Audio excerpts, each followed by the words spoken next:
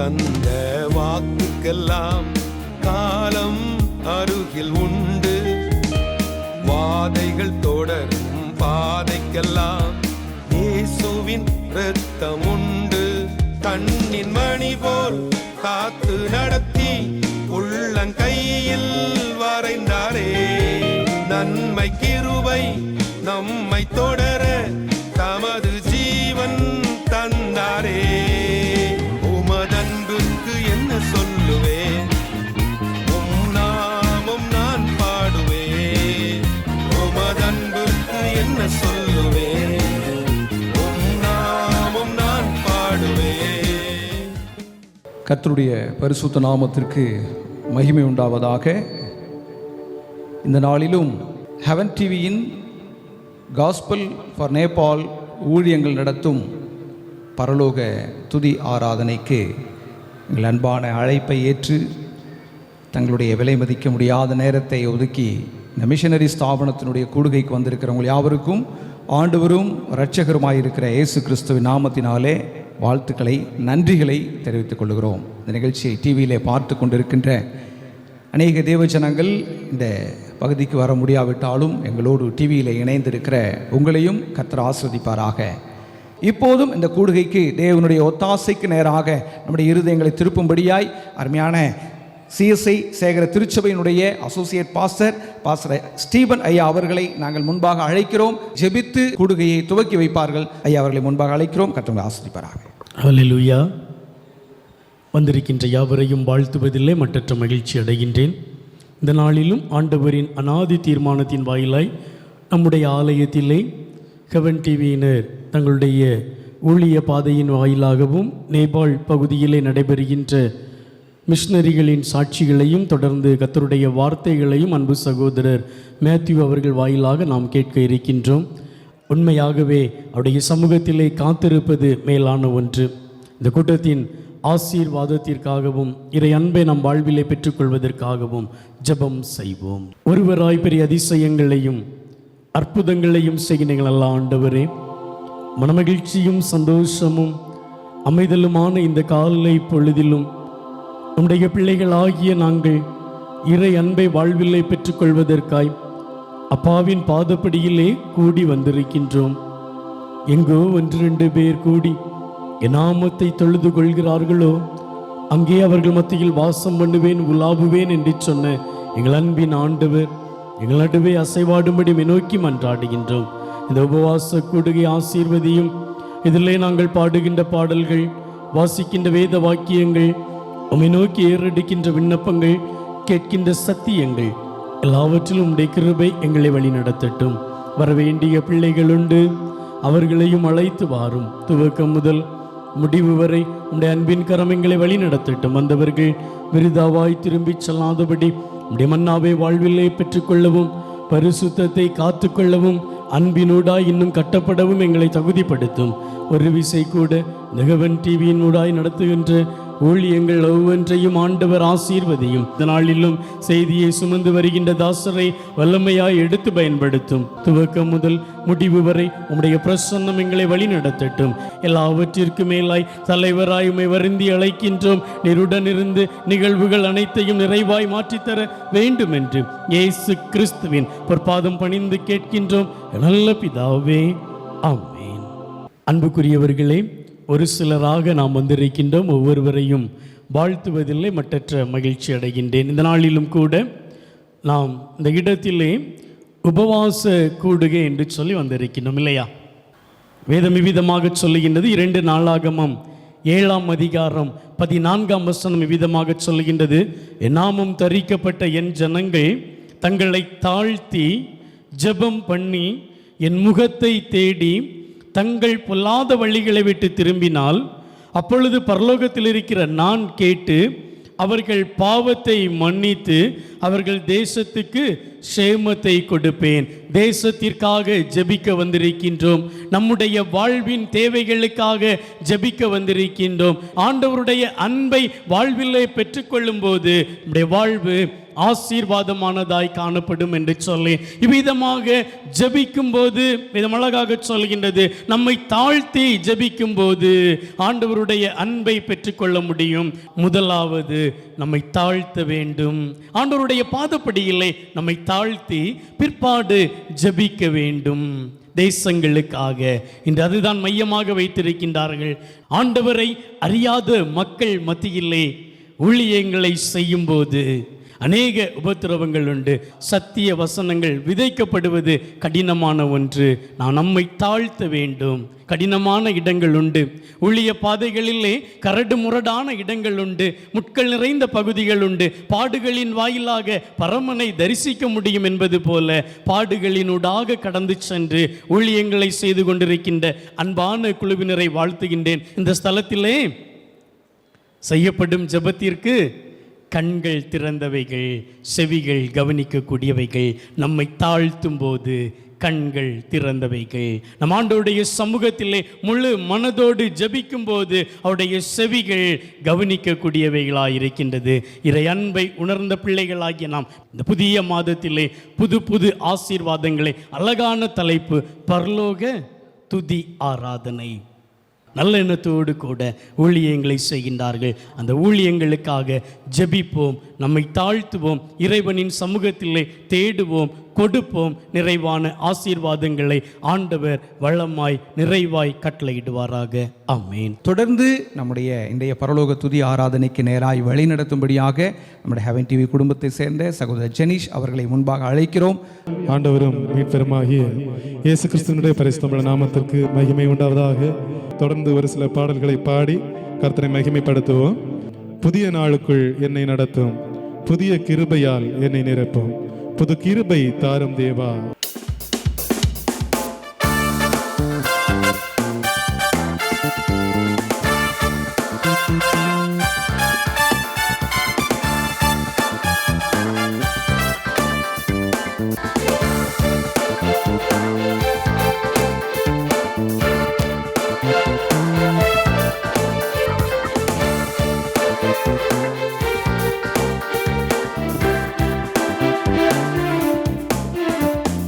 புதிய நாளுக்குள் என்னை நடத்தும், புதிய கிருபையால் என்னை நிரப்பும், புதிய நாளுக்குள் என்னை நடத்தும், புதிய கிருபையால் என்னை நிரப்பும், புது கிருபை தாரும் தேவா, புது பலனை தாரும் தேவா, புது கிருபை தாரும் தேவா, புது பலனை தாரும் தேவா. புதிய நாளுக்குள் என்னை நடத்தும், புதிய கிருபையால் என்னை நிரப்பும், புதிய நாளுக்குள் என்னை நடத்தும், புதிய கிருபையால் என்னை நிரப்பும். வெட்கத்திற்கு பதிலாக நன்மை தாரும் தேவா, கண்ணீருக்கு பதிலாக களிப்பை தாரும் தேவா. உற்சாகமாய் பாடுவோம்.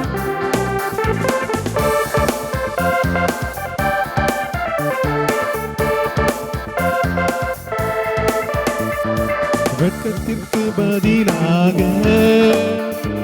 நன்மை தாரும் தேவா, வெட்கத்திற்கு பதிலாக நன்மை தாரும் தேவா, கண்ணீருக்கு பதிலாக கண்ணீருக்கு பதிலாக களிப்பை தாரும் தேவா, ஆனந்த களிப்பை தாரும் தேவா, புது கிருபை தாரும் தேவா, புது பலனை தாரும் தேவா, புது கிருபை தாரும் தேவா, புது பலனை தாரும் தேவா.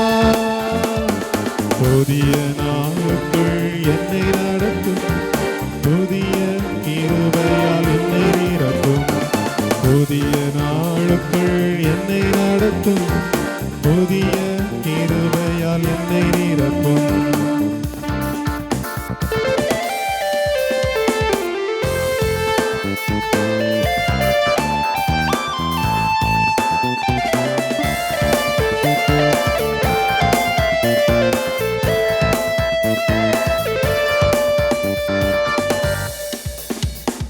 சவால்கள் சந்தித்திட உலகத்தில் ஜெயம் எடுக்க, சவால்கள் சந்தித்திட உலகத்தில் ஜெயம் எடுக்க, உறவுகள் சீர்பொருந்த, உறவுகள் சீர்பொருந்த, சமாதானம் நான் பெற்றிட, மனதில் சமாதானம் நான் பெற்றிட, புது கிருபை தாரும் தேவா, புது பலனை தாரும் தேவா, புது கிருபை தாரும் தேவா, புது பலனை தாரும் தேவா. புதிய நாளுக்குள் என்னை நடத்தும், புதிய கிருபையால் என்னை நிரப்பும், புதிய நாளுக்குள் என்னை நடத்தும், புதிய கிருபையால் என்னை நிரப்பும். எல்லா ஆண்டவருடைய சமூகத்தில் ஒப்புக் கொடுக்க போகிறோம். ஆண்டவரே, இத்தனை நாட்கள் ஏதோ பழைய வாழ்வு வாழ்ந்து கொண்டிருந்தேன். என்னுடைய ஆரம்ப வாழ்வு ஏதேதோ கோணங்களில் போய்கொண்டிருந்தது. உமக்கு சித்தமில்லாத பாதைகள். இன்றைக்கு நீர் என்னை பயன்படுத்தும். உம்முடைய ஊழியத்துக்கு துணையாக என்னை நான் அர்ப்பணிக்கிறேன். என்னுடைய உத்தரவாதம் ஊழியத்துக்கு தேவை என்பதை உணர்ந்தவர்களாக ஆண்டவருடைய சமூகத்தில் ஒப்புக் கொடுப்போம். நம்முடைய வாழ்வில் அநேக விதமான பாரங்கள் இருக்கலாம், அநேக விதமான கஷ்டங்கள் இருக்கலாம். எல்லாவற்றையும் ஒப்புக் கொடுத்து ஜெபிப்போம். நாம் ஆண்டவரோடு இருக்கும்போது நம்முடைய உள்ளத்தின் இயக்கங்கள், பாரங்கள் அனைத்தும் மாறும். அவருடைய சமூகத்திலே நாம் இறக்கி வைக்கும் போது நமக்கு ஒரு உற்சாகம், புது பலன் கிடைக்கும். உண்மையாக அர்ப்பணிப்போமா? உம்மோடு இருப்பதுதான் உள்ளத்தின் வாஞ்சையா, உம் சித்தம் செய்வதுதான் இதயத்தின் ஏக்கமையா. உம்மோடு இருப்பதுதான் உள்ளத்தின் வாஞ்சையா, உம் சித்தம் செய்வதுதான் இதயத்தின் ஏக்கமையா. ஏசையா, உம்மைத்தானே என் முன்னே நிறுத்தியுள்ளேன். ஏசையா, உம்மைத்தானே என் முன்னே நிறுத்தியுள்ளேன். ஆமாண்டவரே, நாங்கள் என்னை உம்முடைய சமூகத்தில் அர்ப்பணிக்கிறோம். உமக்கு முன்பாக நாங்கள் எங்களை தாழ்த்துகிறோம். தகப்பனே, நீர் எங்களுக்கு முன்பாக பிரகாசி, எங்களை வழி நடத்தும் என்று சொல்லி கேட்போம். நாம் அபர்ணமாக ஆண்டவருடைய சமூகத்தில் அர்ப்பணிக்கும் போது உண்மையாக நம்முடைய மனதில் இருக்கிற பாரங்கள் நீங்கும். நம்முடைய வாழ்வு ஆசீர்வாதமாக மாறும். தொலைந்து போன ஜீவியத்திலிருந்து விடுதலை தருகிறவராயிருக்கிறார். பாவத்திலிருந்து ரட்சிக்கிறார். நம்முடைய கோபங்களிலிருந்து விடுதலையை தருகிறார். உலகத்தின் முடிவு காலத்திலிருந்து நம்மை ரட்சிக்கிறார். ஒவ்வொரு விதத்திலும் ஆண்டவர் நம்மை காப்பாற்றி அழிவின் பாதையிலிருந்து நம்மை மீட்டுக் கொள்கிறார். அவருடைய சமூகத்தில் நம்ம ஒப்புக் கொடுப்போமா? எனக்காக யாவையும் செய்பவரே, செய்து முடிப்பவரே, எனக்காக யாவையும் செய்பவரே, செய்து முடிப்பவரே, என் பாரங்கள் என் சுமைகள் சேர்ந்து பாடுவோம். என் பாரங்கள் என் சுமைகள் உம்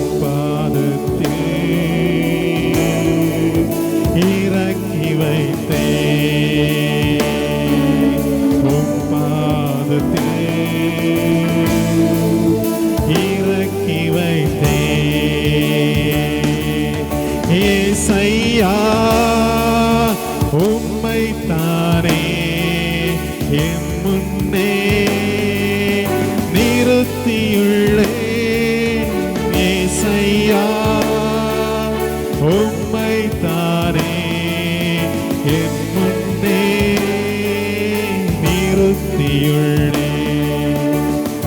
உம்மோடு இருப்பதுதான் உள்ளத்தின் வாஞ்சையா, உம் சித்தம் செய்வதுதான் இதயத்தின் ஏக்கமையா.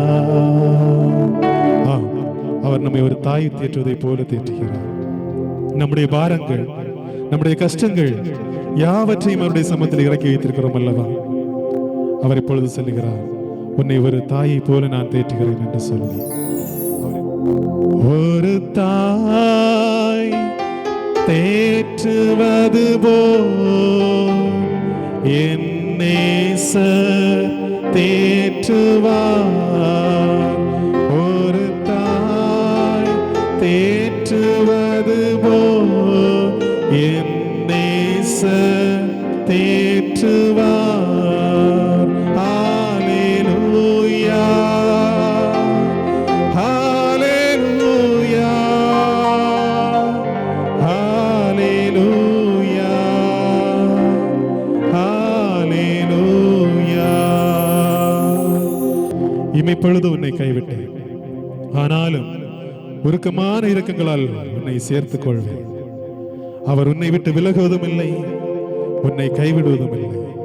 உம்முடைய துவக்கம் அற்பமாயிருந்தாலும் முடிவு சம்பூர்ணமாயிருக்கும். ஆண்டவருடைய சமூகத்தில் நம்மை ஒப்புக் கொடுத்து ஜெபிப்போம். அன்பும் இரக்கமும் நிறைந்த நல்ல ஆண்டவரே, நீர் எங்களுக்கு கட்டளை இருக்கிறபடி சுவிசேஷத்தை அறிவிக்கும் பணியை முழுமையாகவும் மன மகிழ்ச்சியோடும் நிறைவேற்ற எங்களுக்கு கிருபை தாரும்.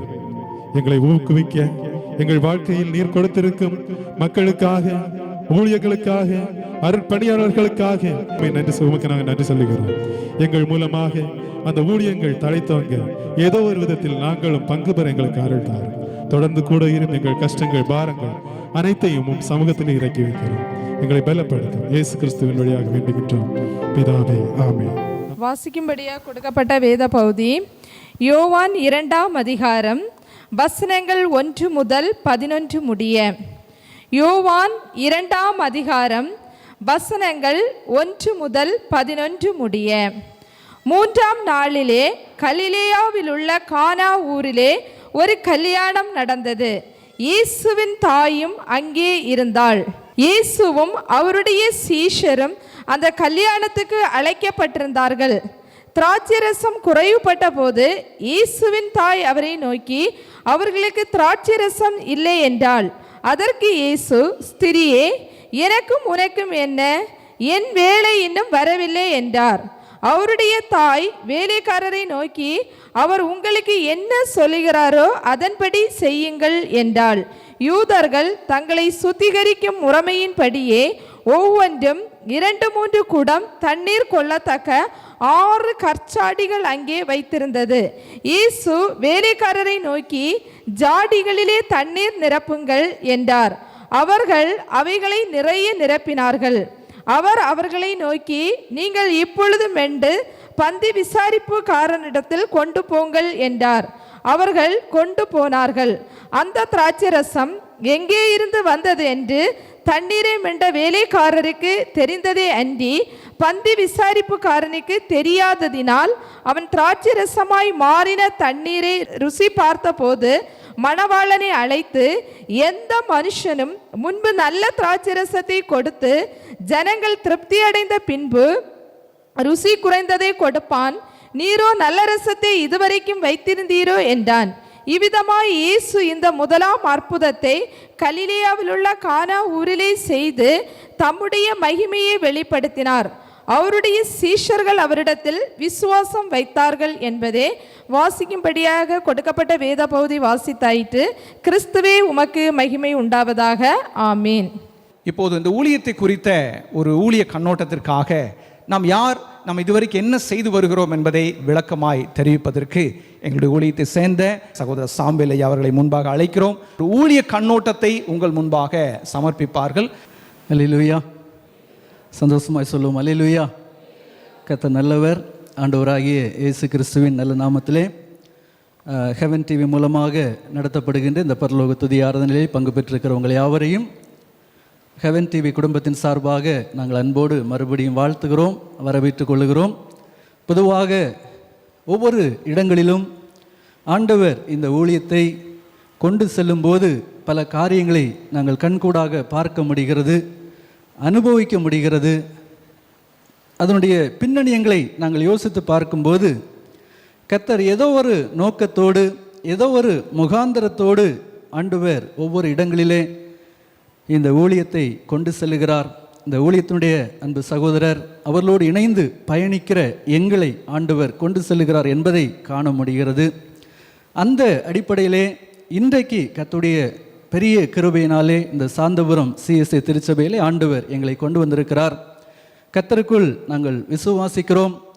ஒரு கூடுகை ஒரு இடத்திலே நாங்கள் நடத்துவது என்று சொல்லும்போது அதற்கு முன்பதாக பல பிரயாசங்கள் உண்டு. ஒருவேளை உங்களில் அநேகர் நீங்கள் பார்த்திருப்பீர்கள், உங்களுடைய கரங்களிலே அந்த நோட்டீஸ் கிடைத்திருக்கலாம், பல அறிவிப்புகளை நீங்கள் கேட்டிருப்பீர்கள். எல்லாவற்றையும் தாண்டி அநேகருடைய கண்ணீரின் ஜெபங்கள் இந்த கூடுகைக்காக நடந்திருக்கிறது என்பதை நீங்கள் அறிந்து கொள்ள வேண்டும். அப்படி ஒரு ஜெபத்தோடு விசேஷமாக ஆண்டவருடைய ஆலய பிரகாரத்துக்குள் நான் வந்திருக்கும் போது நிச்சயமாகவே ஆண்டவருடைய பிரசன்னம் நம்ம மத்தியிலே கடந்து வரும், எந்த சந்தேகமும் இல்லை. விசுவாசிக்கிறவங்க கைகளை உயர்த்தி சொல்வீங்களா அல்லேலூயா? சந்தோஷமாய் சொல்வீங்களா அல்லேலூயா? இந்த மிஷனரி ஊழியத்திற்காய் நீங்கள் தோள் கொடுக்க வந்திருக்கிறீர்கள். ஆண்டவர் நிச்சயமாய் உங்களுடைய குடும்பங்களை பொறுப்பெடுப்பார். 2009ஆம் ஆண்டு தேவன் நேபாள் என்கிற ஒரு தேசத்தை குறித்த ஒரு தரிசனத்தை, சுமார் 3 கோடி ஜனங்கள் இயேசுவை அறியாமல் நித்திய நரகத்தை நோக்கி ஓடிக்கொண்டிருக்கிற ஜனங்கள், ஒரு முறையாகிலும் ஆண்டவராய் இயேசுவை கேள்விப்பற்றாத கோடிக்கணக்கான ஜனங்கள் இப்படிப்பட்ட இருளுக்குள் இருக்கிறார்கள் என்று சொல்லக்கூடிய ஆண்டவருடைய ஒரு ஏக்கத்தை, ஒரு பெருமூச்சை இந்த ஊழியத்துடைய அன்பு ஸ்தாபகர் அருமையான சகோதரர் மேத்யூ அவர்களுக்கு தேவன் கொடுத்தார். எப்படி யோனாவுக்கு ஒரு நினிவேயினுடைய ஒரு தரிசனத்தை ஆண்டவர் கொடுத்தாரோ, வலதுகைக்கும் இடதுகைக்கும் வித்தியாசம் அறியாத லட்சக்கணக்கான ஜனங்களுக்காக நான் பரிதபியாமல் இருப்பேனோ என்று சொல்லி ஆண்டவர் ஒரு வெளிப்பாடை கொடுத்தாரோ, அதே போல ஒரு தேசத்தை குறித்த ஒரு வெளிப்பாடை, ஒரு தரிசனத்தை தம்முடைய மகனுக்கு ஆண்டவர் கொடுத்தார். 2010ஆம் ஆண்டு அந்த தேசத்தில் அவர்கள் போகிறார்கள். பார்க்கிற இடமெல்லாம் அந்தகாரங்கள் சூழ்ந்திருக்கிற ஒரு நிலைமைகள், எங்கு பார்த்தாலும் மூட நம்பிக்கைகள், ஜனங்கள் பாவ சாப கட்டுகளுக்குள் அடிமைப்பட்டிருக்கிற நிலைமைகளை பார்க்கிறார்கள். அந்த தேசத்திலே தங்கி பல நாட்களாய் ஜெபித்த அனுபவங்கள் உண்டு. கிட்டத்தட்ட 4-5 ஆண்டுகள் மிக கடினமாக அவர்கள் தனியாக நின்று இந்த ஊழியத்தை ஆண்டவருடைய கிருபையினாலே அடுத்தடுத்த ஒரு நிலைமைக்கு கொண்டு வந்தார்கள். அந்த தேசத்திலே பல கிராமங்களிலே சுற்றி நடந்து சுவிசேஷத்தை அறிவித்த பிறகும் அந்த சுவிசேஷத்திற்கு கீழ்ப்படுகிற ஜனங்கள் மிகவும் குறைவாகவே காணப்பட்டார்கள். ஆனால் 2015ஆம் ஆண்டு நேபாள் தேசத்திலே திடீரென்று ஏற்பட்ட ஒரு மிகப்பெரிய பூகம்பம், அங்குள்ள மக்களுடைய அந்த கலாச்சாரங்களை நீங்கள் பார்ப்பீர்கள் என்று சொன்னால், சில இடங்களிலே மிக அதிகமான வறுமைகள், சாப்பாட்டிற்கே கஷ்டப்படுகிற நிலைமைகள் இருக்கும். சில இடங்களிலே மக்கள் உலக பிரகாரமான ஆடம்பரங்களுக்குள் சிக்கி இருக்கிற ஒரு சூழ்நிலைகளை காண முடியும். குறிப்பாக வெளிநாடுகளிலிருந்து அந்த தேசங்களுக்கு அநேகர் வருவார்கள். அவர்களை மகிழ்விக்கக்கூடிய பல தொழில்களை அங்குள்ள மக்கள் செய்வார்கள். பணத்திற்காக தங்களை விற்று போடுகிற ஒரு அவலமான ஒரு நிலைமைகளை அங்கே பார்க்க முடிந்தது. பல இடங்களிலே சுகபோகமாய் வாழ்ந்த மக்கள், யாரும் எங்களை அசைக்க முடியாது, மலை தேசம் என்று சொல்லப்பட்ட ஒரு நிலைமையிலே 2015ஆம் ஆண்டு உலகமே எதிர்பார்த்திராத ஒரு காரியம் அங்கு நடந்தது. திடீரென்று ஏற்பட்ட மிகப்பெரிய பூகம்பம். கிட்டத்தட்ட 3 லட்சத்துக்கு மேலான மக்கள் ஒரே நிமிஷத்தில் வீடுகளை இழந்தார்கள். பல ஆயிரக்கணக்கான மக்கள் அப்படியே மண்ணுக்குள் புதைக்கப்பட்டார்கள். ஒரு கடுமையான ஒரு வேதனையை அந்த தேசம் சந்தித்தது. உலகத்தில் எல்லா தேசங்களும் அந்த நாட்களிலே அந்த தேசத்தை உற்று நோக்கி பார்த்தார்கள். பல தேசங்கள் போய் உதவிக்காக போனார்கள். எதை செய்தாலும் அந்த மக்களை காப்பாற்ற முடியாத ஒரு சூழ்நிலை. அதற்கு பின்புதான் அவருடைய உள்ளம் திறக்கப்பட்டது. உலகத்திலேயே ஒரு உண்மையான தெய்வம், நம்ம நேசிக்கிற ஒரு தெய்வம் ஒருவர் இருக்கிறார் என்பதை அந்த ஜனங்கள் அந்த நிலைமையிலே காண முடிந்தது. சுவிசேஷத்திற்கு தங்களை அர்ப்பணிக்க தங்களை ஒப்பு கொடுத்தார்கள். அவங்களுடைய இருதயம் திறக்கப்பட்டது. இப்படி ஆண்டவர் ஊழியத்தினுடைய ஒரு வாசலை அங்கே திறக்கிறார். அதற்கு பிறகு பல மாற்றங்கள். இன்றைக்கு ஆண்டுடைய கிருபையினாலே இந்த 2024ஆம் ஆண்டிலே பல தாக்கங்களை தேவன் அந்த தேசங்களை கொண்டு வந்திருக்கிறார். இன்றைக்கு 80 மிஷனரிகளை இந்த ஊழியத்தின் மூலமாய் நாம் தாங்கி வருகிறோம்.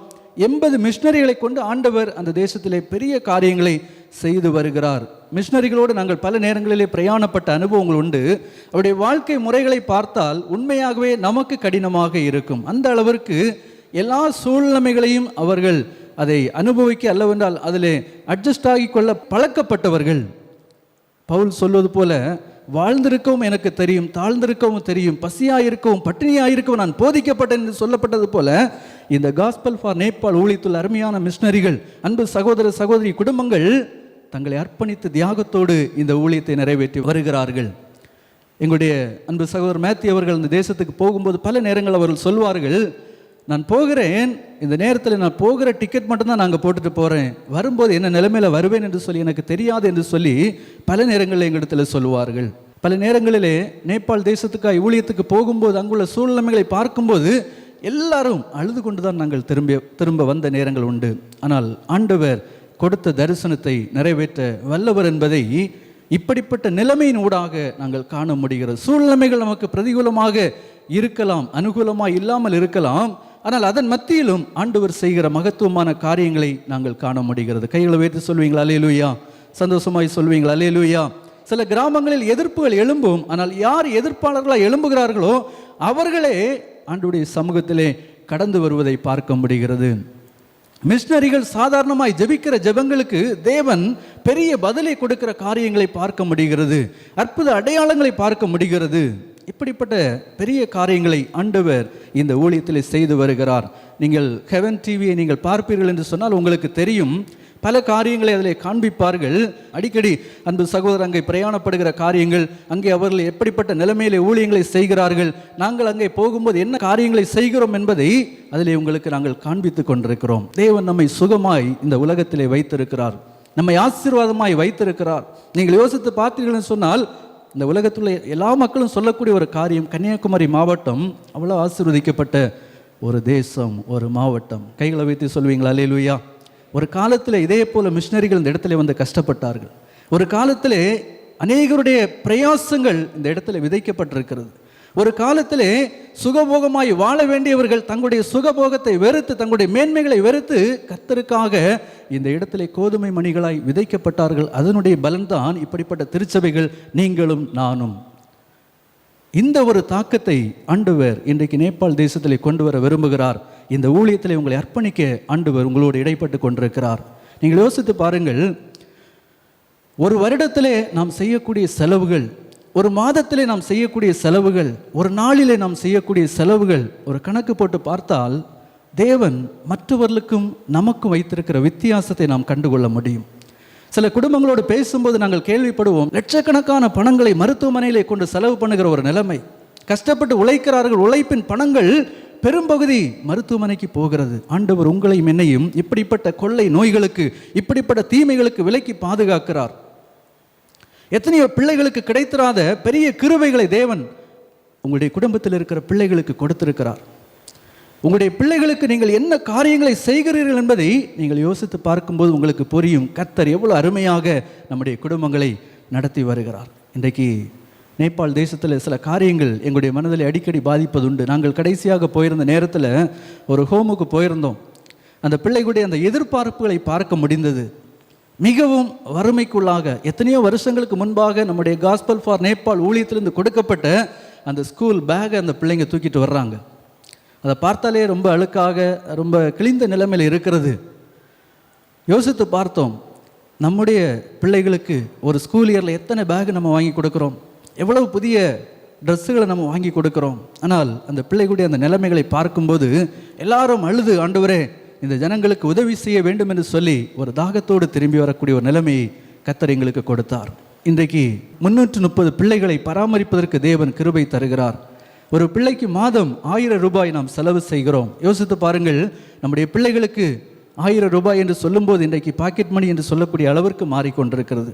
ஒரு மிஷனரிக்கு இன்றைக்கு 3000 ரூபாய் கொடுத்து கொண்டிருக்கிறோம். அந்த 3000 ரூபாயை வைத்து அவருடைய வாழ்க்கை எப்படி இருக்கும் என்று சொல்லி நாம் யோசித்து பார்க்க வேண்டும். ஆண்டவர் உங்களோடு பேசுவார் என்று சொன்னால், ஆண்டவரே, எனக்கு கிடைத்திருக்கிற ஒரு வசதியிலே, எனக்கு கிடைத்திருக்கிற ஒரு வாய்ப்பிலே நான் உமக்கா ஏதாவது செய்ய வேண்டும் என்று நான் விரும்புகிறேன். கர்த்தருடைய ராஜ்யத்திற்காக ஏதோ ஒரு பகுதியை நான் இழக்க வேண்டும் என்று விரும்புகிறேன். ஒரு சின்ன ஒரு பாதிப்பு என்னுடைய வாழ்க்கையில் வேண்டும் என்று சொல்லி நான் விரும்புகிறேன் என்று சொல்லி நீங்கள் உங்களை அர்ப்பணிப்பீர்கள் என்று சொன்னால், உங்களுடைய தலைமுறையிலே இந்த ஆசீர்வாதங்களை நீங்கள் காண்பீர்கள். இந்த ஊழியத்தை நீங்கள் அறிந்து கொள்ளுங்கள். இதற்காக நீங்கள் ஜெபியுங்கள். ஆண்டவர் உங்களோடு பேசும்போது இந்த காரியங்களுக்காக நீங்கள் கீழ்ப்படியுங்கள். இன்றைக்கு ஒரு திறந்த வாசல் அந்த தேசத்தில் இருப்பதை நாங்கள் பார்க்க முடிகிறது. ஒருவேளை உங்களுடைய பிள்ளைகளுடைய திருமண நாள், பிறந்த நாள், இப்படிப்பட்ட நிலைமையிலே இந்த ஏழை பிள்ளைகளுக்கு நீங்கள் உணவு கொடுக்க விரும்புகிறீர்கள் என்று சொன்னால் இந்த ஊழியத்தோடு நீங்கள் இணைந்து கொள்ளலாம். ஆண்டவர் சொல்லுவார், நான் பசியாயிருந்தேன், எனக்கு நீங்கள் போஜனம் கொடுத்தீர்கள். தாகமாயிருந்தேன், என்னுடைய தாகத்தை தீர்த்தீர்கள். இன்றைக்கு தாகத்தோடும் பசியோடும் இருக்கிற கோடிக்கணக்கான ஜனங்களை குறித்த ஒரு தாக்கம் உங்களுடைய உள்ளத்திலே விதைக்கப்பட்டு கொண்டிருக்கிறது. ஆண்டவர் உங்களோடு பேசும்போது இந்த சத்தத்துக்கு நீங்கள் கீழ்ப்படியுங்கள். தேவன் உங்களுக்கு தந்திருக்கிற நல்ல வசதி வாய்ப்புகளை பயன்படுத்தி கொள்ளுங்கள். ஆண்டவர் உங்களுக்கு கொடுத்திருக்கிற நல்ல ஒரு குடும்பத்திற்காக, நல்ல ஒரு சபைக்காக, நல்ல ஒரு ஆசீர்வாதமான இந்த தேசத்திற்காக நீங்கள் கர்த்தரை துதித்து, ஆண்டவரை அறிந்திராத, இயேசு என்றால் யார் என்று கேட்கிற மக்களுக்காக ஏதோ ஒரு காரியத்தை செய்வதற்கு உங்களை அர்ப்பணியுங்கள். கர்த்தர் உங்களை ஆசீர்வதிப்பாராக. ஆமென். இந்த நேரத்தில் அருமையான நம்ம மத்தியிலே வேதமணி அங்கிள் வந்திருக்கிறாங்க. நேபாள் தேசத்தை அவர்கள் வந்து அங்கே இருக்கிற பணித்தலங்களை பார்வையிட்ட அருமையான அங்கிள் அவங்க வந்திருக்கிறாங்க. அவரோடு கூட இணைந்து ஜெபிக்க போகிறோம்.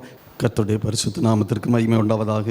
இந்த நாளிலும் நாம் நம்முடைய நேபாள் தேசத்திற்காக நாம் ஜெபிக்க ஆயத்தப்படுகிறோம். அதற்கு முன்னதாக ஆண்டவராகிய இயேசு கிறிஸ்து சொன்ன ஒரே ஒரு வசனத்தை உங்களுக்கு ஞாபகப்படுத்தி நாம் ஜெபிக்க கடந்து செல்லலாம். மார்க்கு சுவிசேஷம் 16வது அதிகாரம் அதனுடைய 15வது வசனத்தை நாம் வாசிக்கின்ற பொழுது, பின்பு அவர் அவர்களை நோக்கி, நீங்கள் உலகமெங்கும் போய் சர்வ சிருஷ்டிக்கும் சுவிசேஷத்தை பிரசங்கியுங்கள். ஆண்டவர் சொன்ன ஒரு இறுதி கட்டளை, நீங்கள் உலகமெங்கும் போய் சர்வ சிருஷ்டிக்கும் சுவிசேஷத்தை அறிவியுங்கள். ஒரு பெரிய கட்டளையை ஆண்டவர் கொடுத்தார். அந்த கட்டளை நம்முடைய அன்பு சகோதரர் அருமையான மேத்யூ பிரதருடைய உள்ளத்திலே கிரியை செய்தது. ஆண்டவர் தரிசனத்தோடு ஒரு தேசத்தை கொடுத்தார். ஹல்லேலூயா.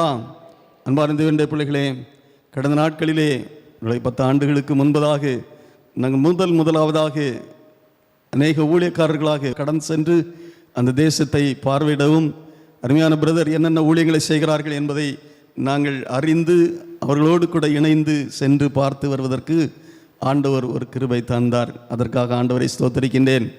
அவருடைய பழக்க வழக்கம் எப்படி என்று சொன்னால், நாம் இந்த கடைகளிலே கடந்து சென்று சர்பத்து குடிப்பதை போல குடிப்பழக்கத்திற்கு அடிமைப்பட்டவர்கள்.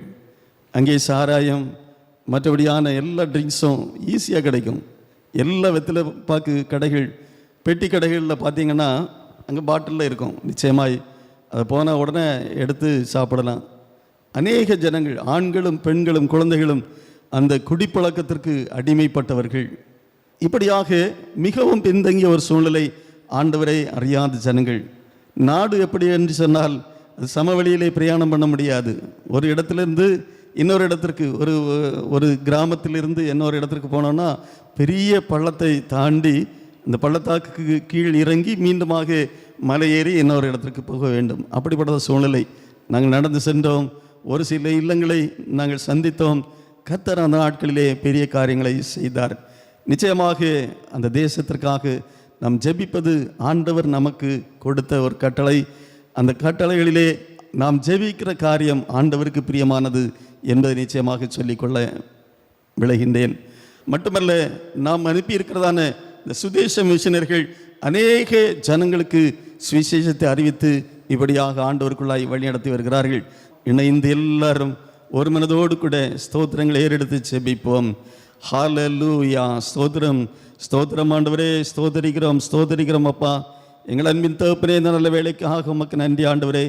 இந்த நாளிலும் ஆண்டவரே, அந்த காஸ்பல் ஃபார் நேபாள் என்கிறதான ஊழியத்திற்காக நாங்கள் ஜெபிக்கிறோம் ஆண்டவரே.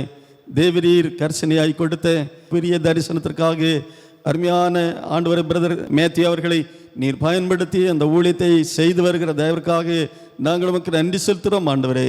கர்த்தர் அவர்கள் மூலமாக இன்னமும் அநேக ஆத்துமாக்கள் ஆண்டவரே அறுவடையாய் கிடைக்க ஆண்டவர் கிருபை செய்யும்படியாய் நாங்கள் செபிக்கிறோம் ஆண்டவரே.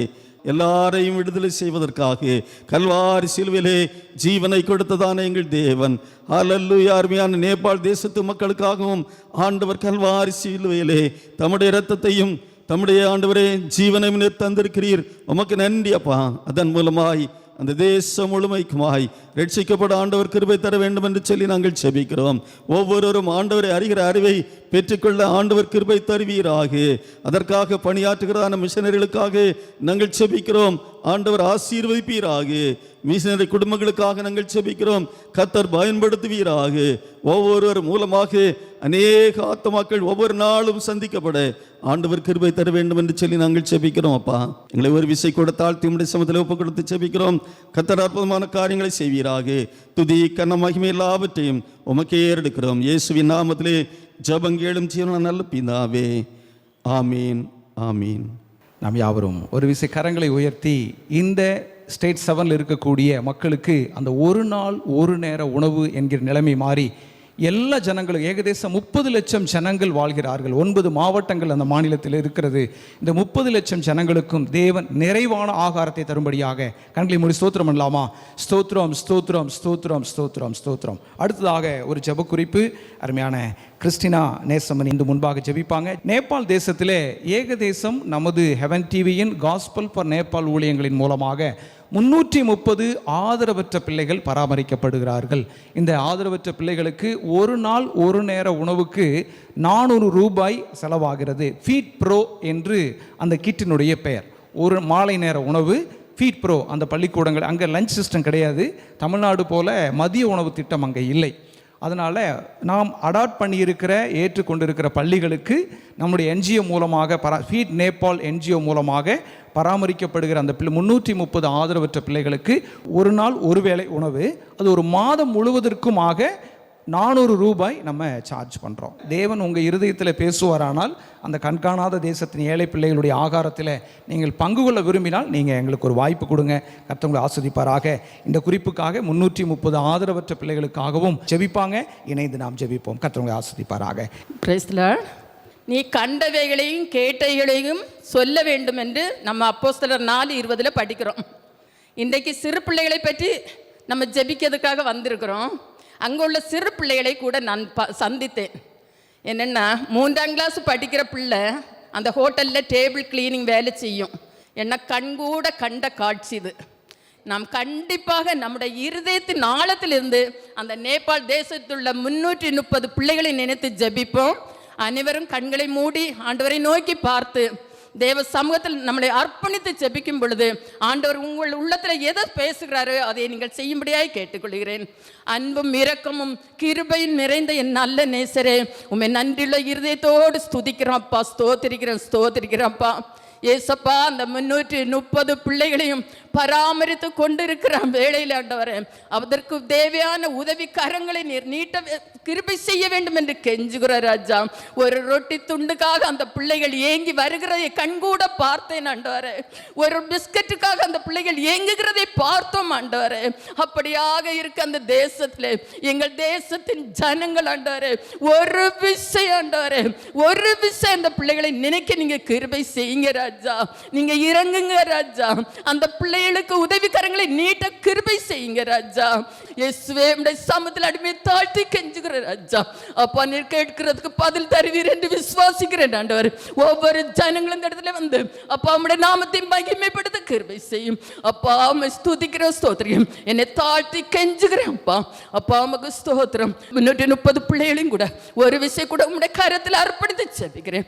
தாழ்த்துக்கிறேன், பலப்படுத்தும், காத்துக்கொள். இயேசு நாமத்தில் வேண்டிக்கிறோம் ஜீவனுள்ள பிதாவே, ஆமென்.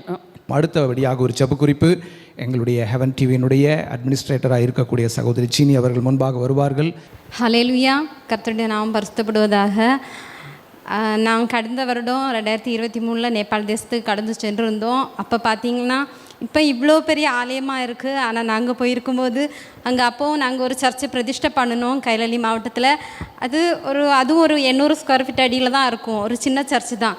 ஆனால் அங்கே பார்த்தீங்கன்னா ஆலயம் நிரம்பி வழிகிற ஆத்துமாக்கள் இருந்தாங்க, நேபாள் மக்கள்.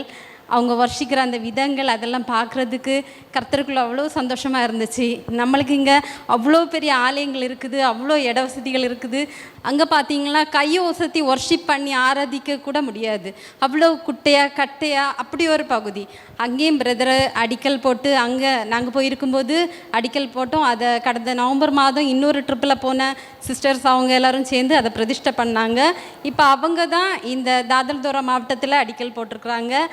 அந்த தேசத்து ஜனங்கள் அவ்வளோ வாஞ்சியாக இருக்கிறாங்க ஆலயத்துக்கு செல்வதற்கும் ஆராதிப்பதற்கும். கண்டிப்பாக இந்த கட்டுமான உதவிகளை நீங்கள் செய்யுங்க. அந்த ஆலயத்தினுடைய தேவைகள் ஒரு ஸ்கொயர் ஃபீட்டுக்கு 2100 ரூபாய். அது பெரிய ஒரு பட்ஜெட். ஆனால் அந்த அடித்தளத்திலேருந்து மேலே வரைக்கும் சாதனத்தை கொண்டு போனோம்னாலே பெரிய ஒரு எக்ஸ்பென்ஸ். ஏன்னா நாங்கள் அந்த தளத்திலேருந்து தாதல்தூர் அந்த மாவட்டத்துக்கு போகணும்னா பல மணி நேரம் ட்ராவல் பண்ணி மலைகளுக்கு மேலே போனால் தான் அந்த இடங்களில் போக முடியும். அப்போ பார்க்கும்போது எக்ஸ்பென்ஸை பார்த்திங்கன்னா கீழே இருந்தே ஒவ்வொரு பொருட்களையும் மேலே கொண்டு சேர்க்குறதுக்கே பெரிய ஒரு அமௌண்ட்டு தேவைப்படும். இந்த காரியங்களுக்காக அதிகமாக ஜெபிங்க. நீங்கள் முடிஞ்சவங்க கண்டிப்பாக பரலோகத்தில் பொக்கிஷங்களை சேர்க்கிற மாதிரி இந்த ஆலயம் கட்டுமான பணிகளுக்காக உதவி செய்யுங்க. ஒரு விசை கண்களை மூடி ஜெபிப்போமாக. மே துதிக்கிறோம் அப்பா, மே ஸ்தோத்திரிக்கிறோம் தகப்பனே. ஏசப்பா, அந்த நேபாள் தேசத்துக்குள்ளே கட்டி கொண்டிருக்கிறதான மேனாண்டோரே வேலைகள் தொடங்கப்பட்டிருக்கிறதா அந்த ஆலயத்தை உடைய கரங்களை தந்து ஜெபிக்கிறோம். கர்த்தர் நீங்கள் ஆசீர்வதிங்கப்பா. அதனுடைய தேவை வேலை காரியங்கள் அப்பா எல்லாவற்றையும் கர்த்தர் நீங்கள் பொறுப்படுத்திக் கொள்ளுங்க தகப்பனே. இதற்கென்று கொடுக்கிற ஆத்துமாக்களை கர்த்தர் நீங்கள் எழுப்பி தரும்படியாக ஜெபிக்கிறோம் அப்பா. அமேனாண்டோரே, இதை பார்த்து கொண்டிருக்கிறவர்கள் இதற்கென்று அமேனாண்டோரை மனமுகந்து முன்வந்து செய்ய, நாங்கள் இதை செய்கிறோம் என்று முன்வந்து செய்ய கர்த்தர் கிருபை பாராட்டுங்க ராஜா. உண்மை துதிக்கிறோம் அப்பா. மலாகாத காரியம் ஒன்றுமில்லை ராஜா. ஏசப்பா, பொருத்தனையோடு செய்கிற மக்கள் உண்டு ராஜா. எல்லா விண்ணப்பங்களையும் கர்த்தர் நீங்கள் ஏற்றுக்கொண்டு அதற்குரிய நன்மைகளை பிள்ளைகளுக்கு கர்த்தர் கட்டளையிட்டு கொடுக்கும்படியாக செபிக்கிறோம் அப்பா. உங்கள் திருப்பாதத்திலே தருகிறோம் ராஜா. உங்கள் நாமம் மகிமைப்படட்டும் அப்பா. பெரிய காரியங்களை செய்யுங்க. தாழ்த்துக்கிறோம். சகல துதிக்கான மகிமை எல்லாம் அப்பா ஒருவருக்கே செலுத்துகிறோம். அன்பரம் இயேசு நாமத்தில் ஜெபிக்கிறோம் பிதாவே, ஆமேன். இப்போதும் ஒரு முக்கியமான ஒரு பகுதிக்கு நேராக வருகிறோம். காணிக்கை பாடலை அருமையான சகோதரி பெட்ஷி ஜூலியட் அவர்கள் பாடுவாங்க.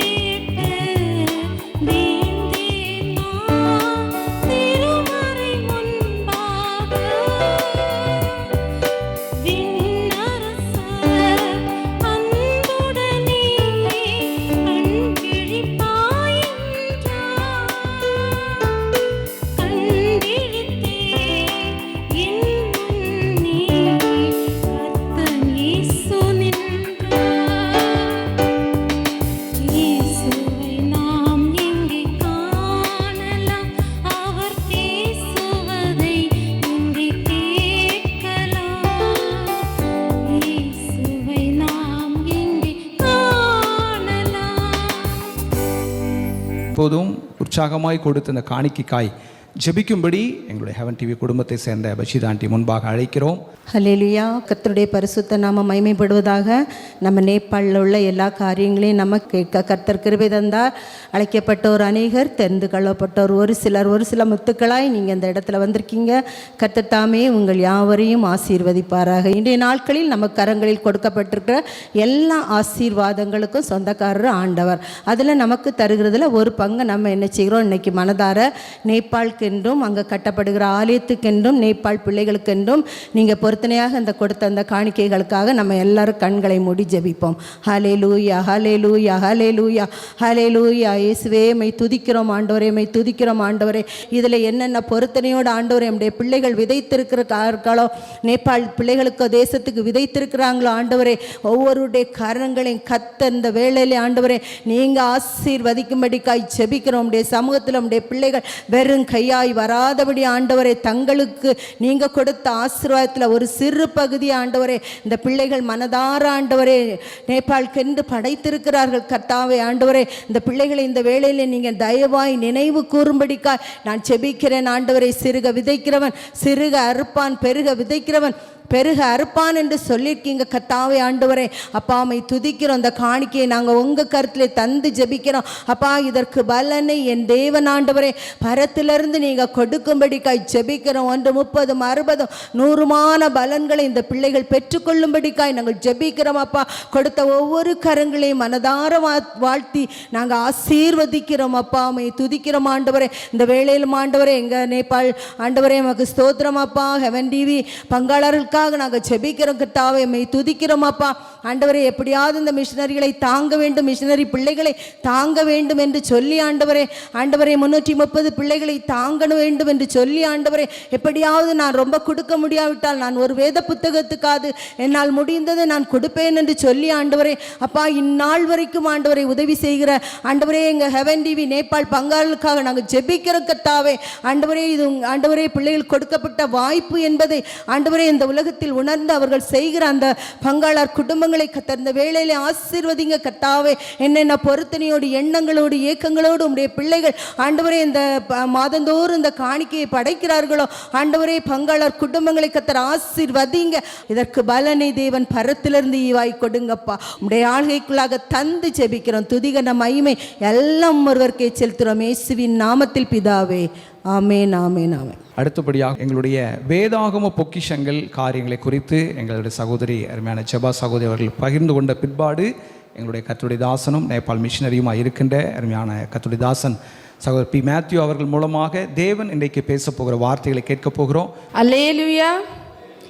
பிதா குமாரன் பரிசுத்த ஆவியானவருக்கே மகிமை உண்டாகட்டும். வேதாகம பொக்கிஷங்கள் போட்டி. இதில் இப்பொழுது 3 கேள்விகள். முதலாவது கேள்வி, பரலோக துதி ஆராதனை செய்தியின் தலைப்பு மற்றும் ஆதார வசனம் எது? இரண்டாவதான கேள்வி, பரலோக துதி ஆராதனையில் பாடப்பட்ட முதலாவது பாடலுடைய முதல் சரணத்தின் வரிகள் வேதாகமத்தில் எங்கு உள்ளது? மூன்றாவதாக நாம் பார்க்கின்ற போது பரலோக துதி ஆராதனையில் படிக்கப்பட்ட திருமறை பகுதி எது? நீங்கள் இந்த 3 கேள்விகளுக்கு பதில்களை எழுதி இதில் கொடுக்கப்பட்டிருக்கிறதான வாட்ஸ்அப் நம்பர் 8754881444 என்கிற இந்த நம்பருக்கு நீங்கள் இதற்குரிதான பதிலை நீங்கள் அனுப்புகின்ற போது நாங்கள் உங்களுக்கு மறுபதில் அனுப்புவோம்.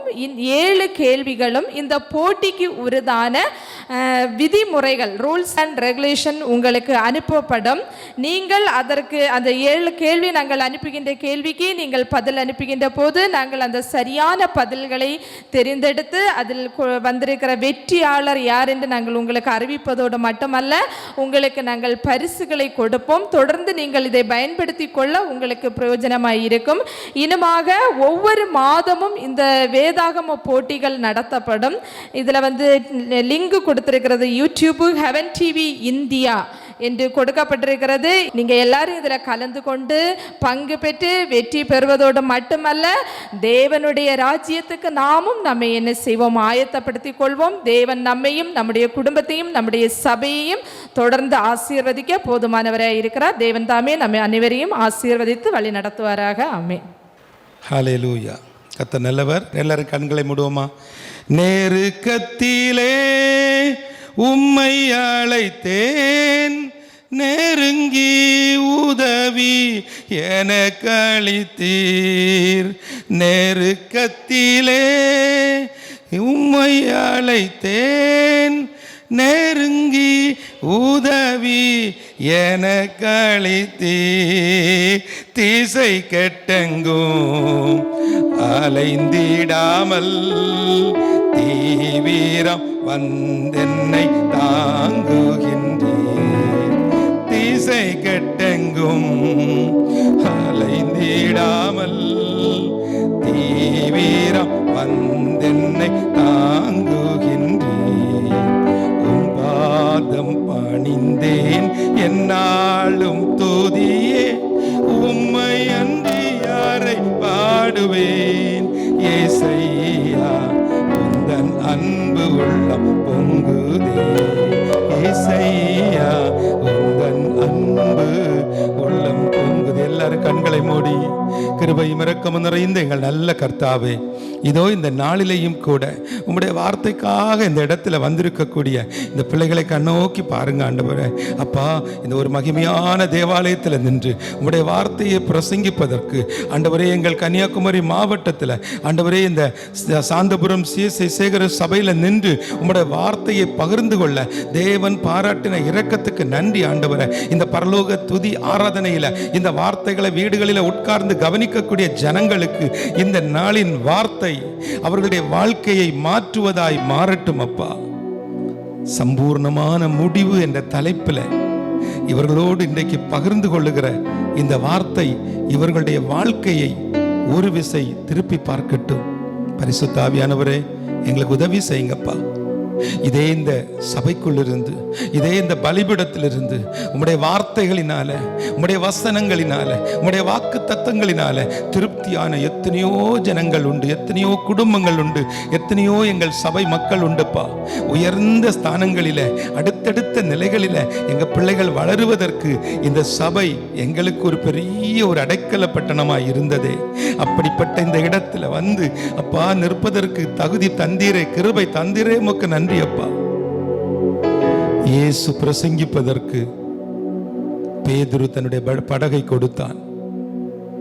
அந்த பேதுரு தன்னுடைய முதலாவது பிரசங்கம் இப்படியாக பல இடங்களில் அவன் பிரசங்கித்த பொழுது 3000 5000 என ரட்சிக்கப்பட்டார்கள். அதே போல இன்றைக்கு இயேசுவுடைய வசனத்தை பிரசங்கிப்பதற்கு இந்த சபையை திறந்து தந்த இந்த ஜனங்கள், இந்த சபை போதகருடைய குடும்பங்கள் ஆண்டவரே, இன்னுமாக சபையினுடைய செயலாளர், பொருளாளர், கமிட்டி அங்கத்தினர்கள், எங்களுடைய சபை விசுவாச குடும்பங்கள் ஒவ்வொருவரையும் கர்த்தர் கண்ணோக்கி பாருமப்பா.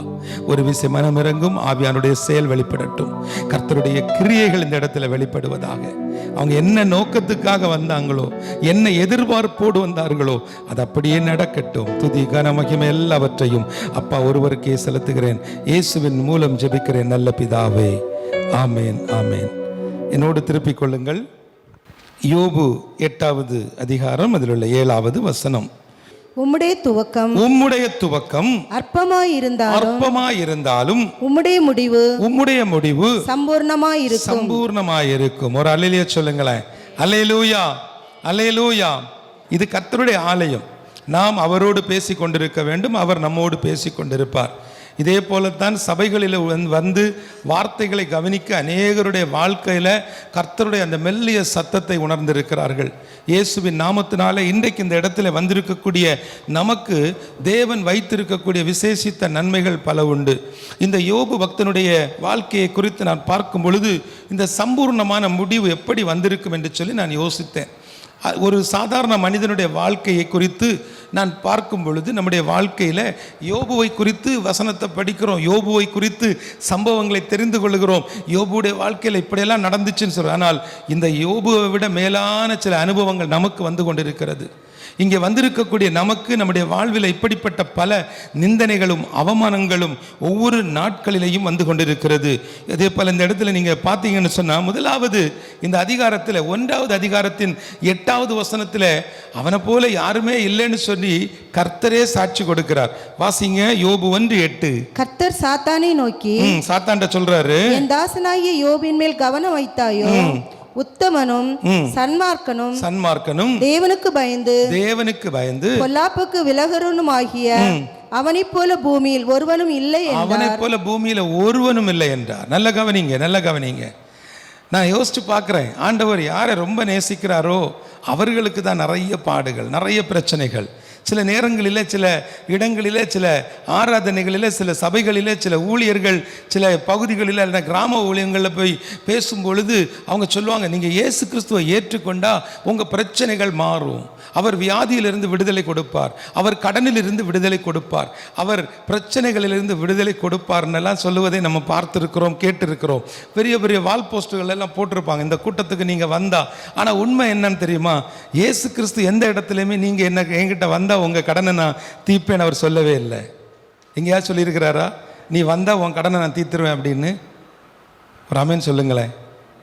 அல்லேலூயா சொல்லுங்க. அல்லேலூயா. என் அன்பு தேவ பிள்ளைகளே, இயேசுவினிடத்தில் வருவதனால எத்தனை பிரச்சனைகள் இருக்குங்கிறத நம்ம நினைச்சு பார்க்கணும்.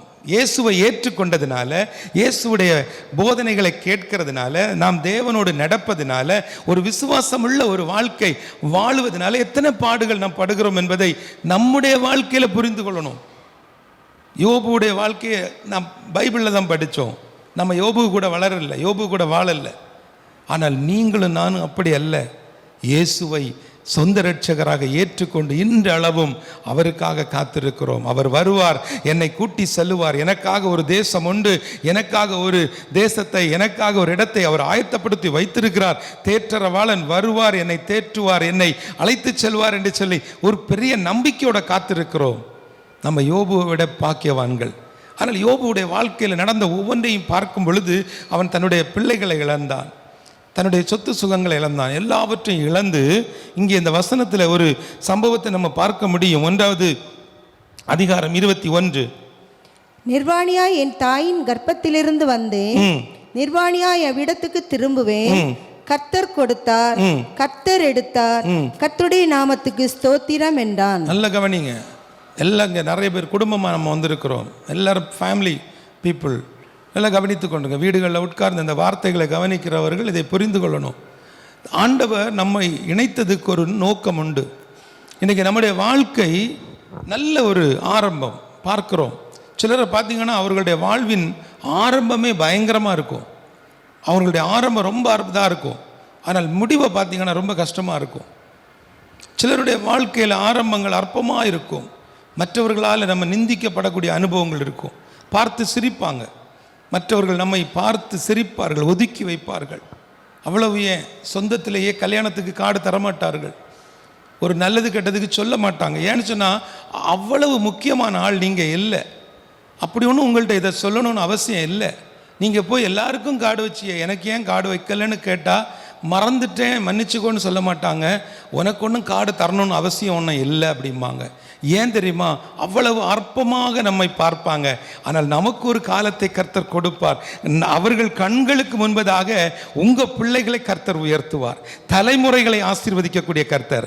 விசுவாசம் உள்ளவர்களுக்கு ஒரு ஆமீன் சொல்லணும்னு தோணும், ஒரு விசுவாசம் இருக்கக்கூடியவர்களுக்கு அந்த எண்ணம் வரும். மற்றவர்களுக்கு வாழ்நாள் முழுதும் டியூஷன் எடுத்துகிட்டே இருக்கணும், அல்லேலூயா சொல்லுங்க, சோத்திரம் சொல்லுங்க, ஆமீன் சொல்லுங்கன்னு. எனக்கு 15 வருஷம் தான் ஊழிய அனுபவம், இப்படி சொல்லிக்கிட்டே இருக்கணும். ஆனால் உண்மையான விசுவாச வாழ்க்கை என்பது ஆண்டோடைய வார்த்தை நமக்குள்ள வரும் பொழுது அந்த வார்த்தை நம்மளை தொடும்.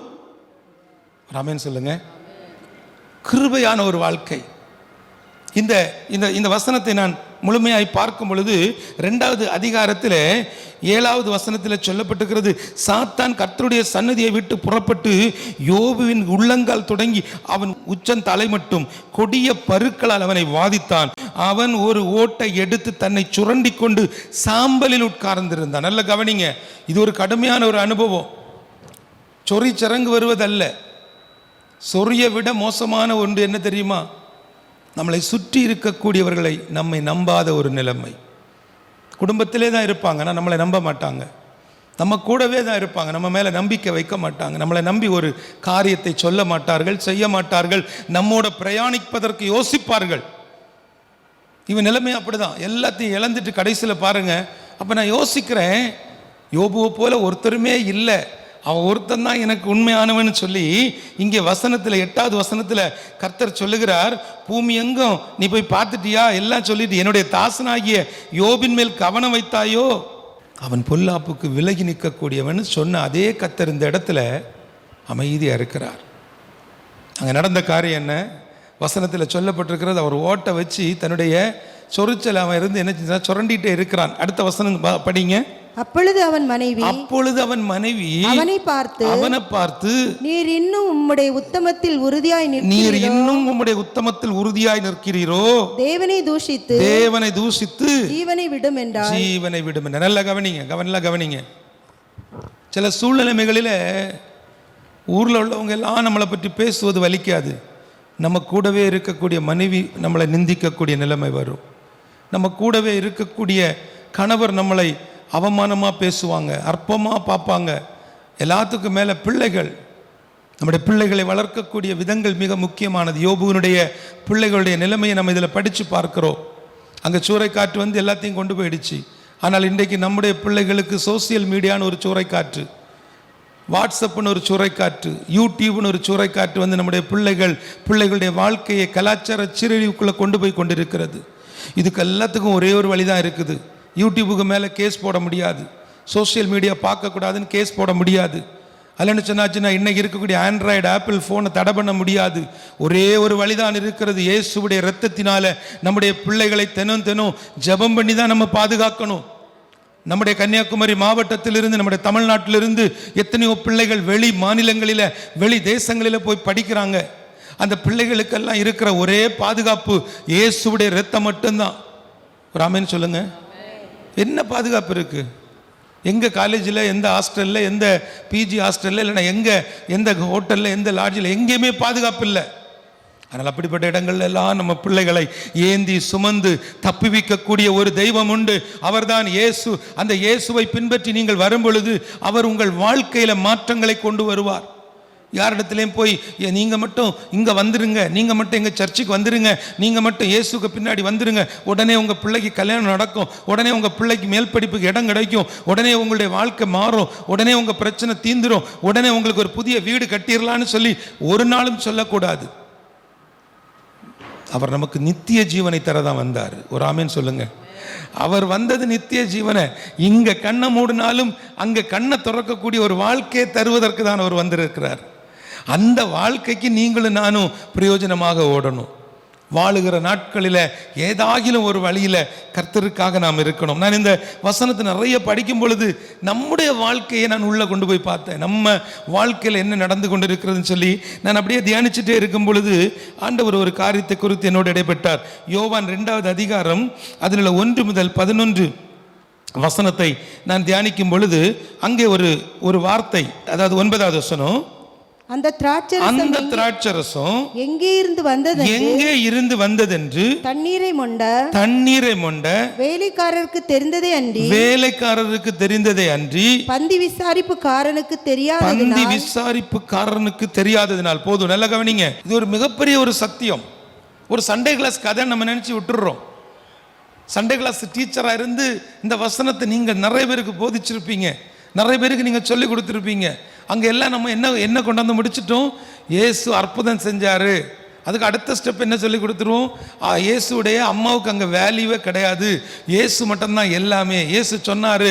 ஆனால் பாருங்க, இயேசு அந்த கற்சாடிகளை, அங்கே அந்த கற்சாடிகளை குறித்து சொல்லப்பட்டிருக்கக்கூடிய வசனத்தை நீங்கள் பார்த்தீங்கன்னு சொன்னால் 6வது வசனத்தில் சொல்லப்பட்டிருக்கிறது யூதர்கள் தங்களுடைய சுத்திகரிப்புக்கு பயன்படுத்தக்கூடியது. அது சுத்திகரிப்புக்கு பயன்படுத்தக்கூடிய கற்சாடி. அந்த கற்சாடி எங்கே வைக்கப்பட்டிருந்திருக்கும்? வேலியில். ஒரு ஆமேன்னு சொல்லுங்க. இன்னைக்கு நீங்கள் வெளியில் இருப்பீங்க, இன்னைக்கு உங்கள் பிள்ளை சொல்லுவழி கேட்காம இருக்கும், இன்றைக்கு உங்களுடைய புருஷன் ஒருவேளை குடிச்சு கொண்டு சுற்றி கொண்டு இருக்கலாம், இன்னைக்கு உங்கள் குடும்பத்தில் வறுமையாக இருக்கலாம், இன்னைக்கு நீங்கள் ரேஷன் அரிசி சாப்பிட்டு கொண்டு இருக்கக்கூடிய ஒரு சாதாரண குடும்பமாக இருக்கலாம். ஆனால் உங்களுக்கு ஒரு காலம் வரும், அது சம்பூர்ண முடிவாய் வெளிப்படும். ஒரு ஆமேன்னு சொல்லுங்க. என் அன்பு தேவ பிள்ளைகளே, கர்த்தர் நமக்காக நிறைய காரியங்களை வச்சிருக்கிறார்.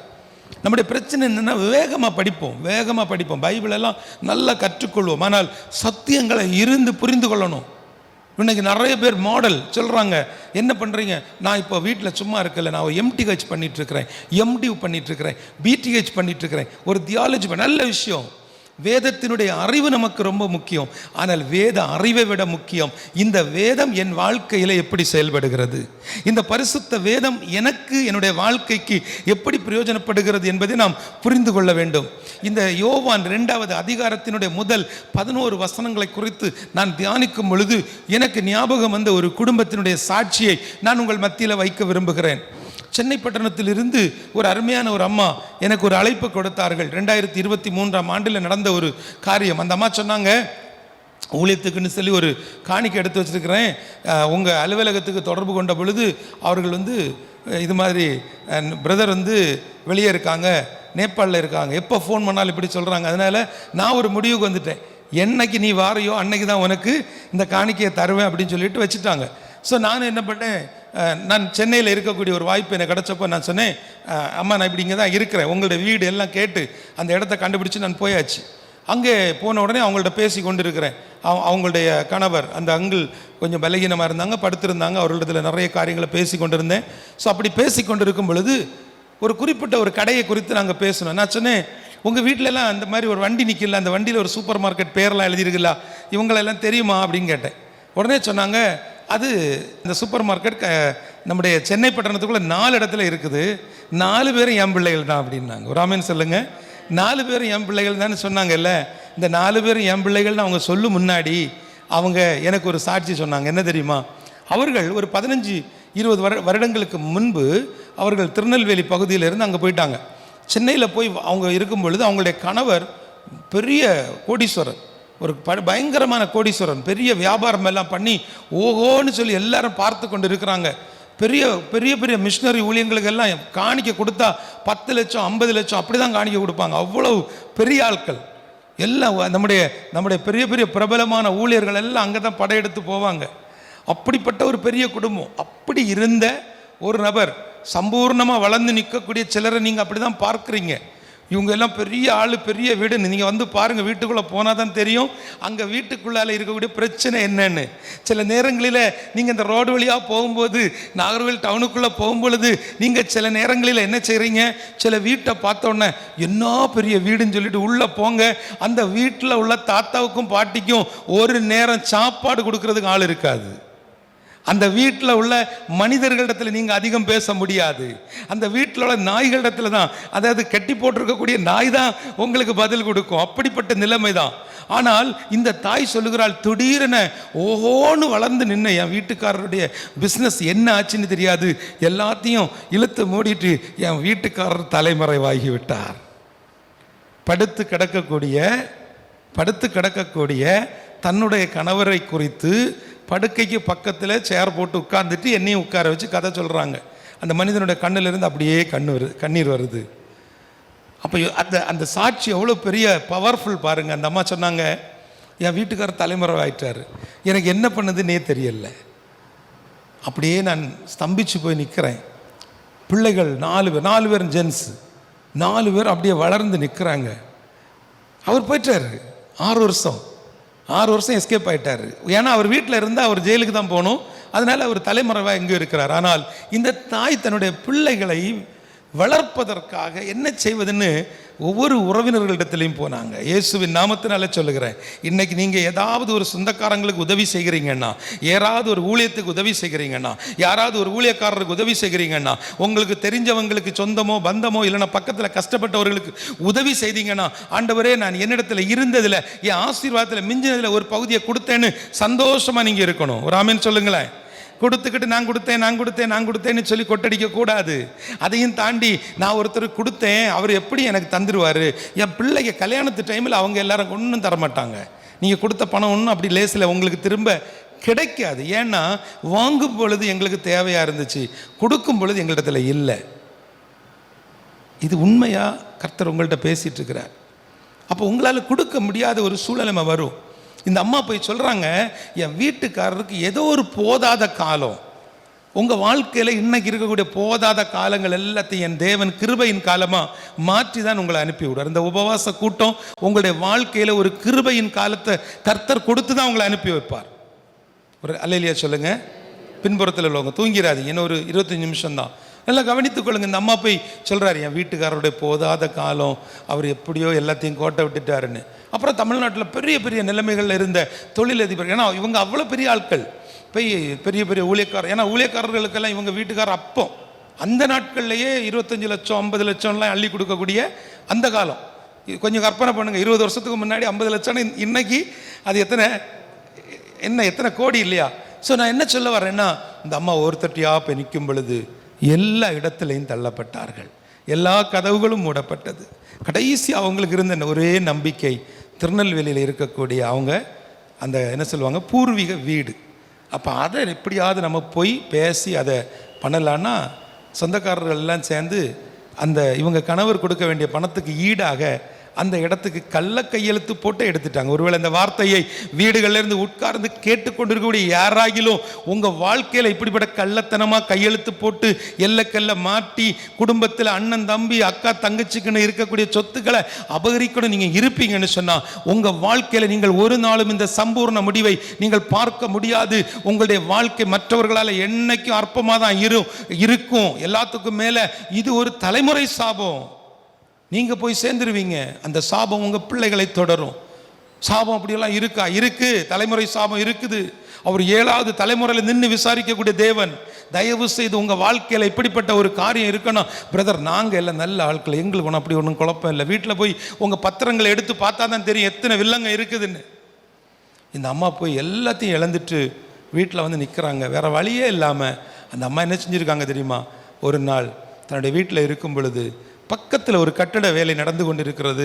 அங்கேருந்து ரொம்ப தூரம் நடந்து போனால் தான் ஒரு கடை, அதாவது சாப்பிடக்கூடிய இடங்கள்.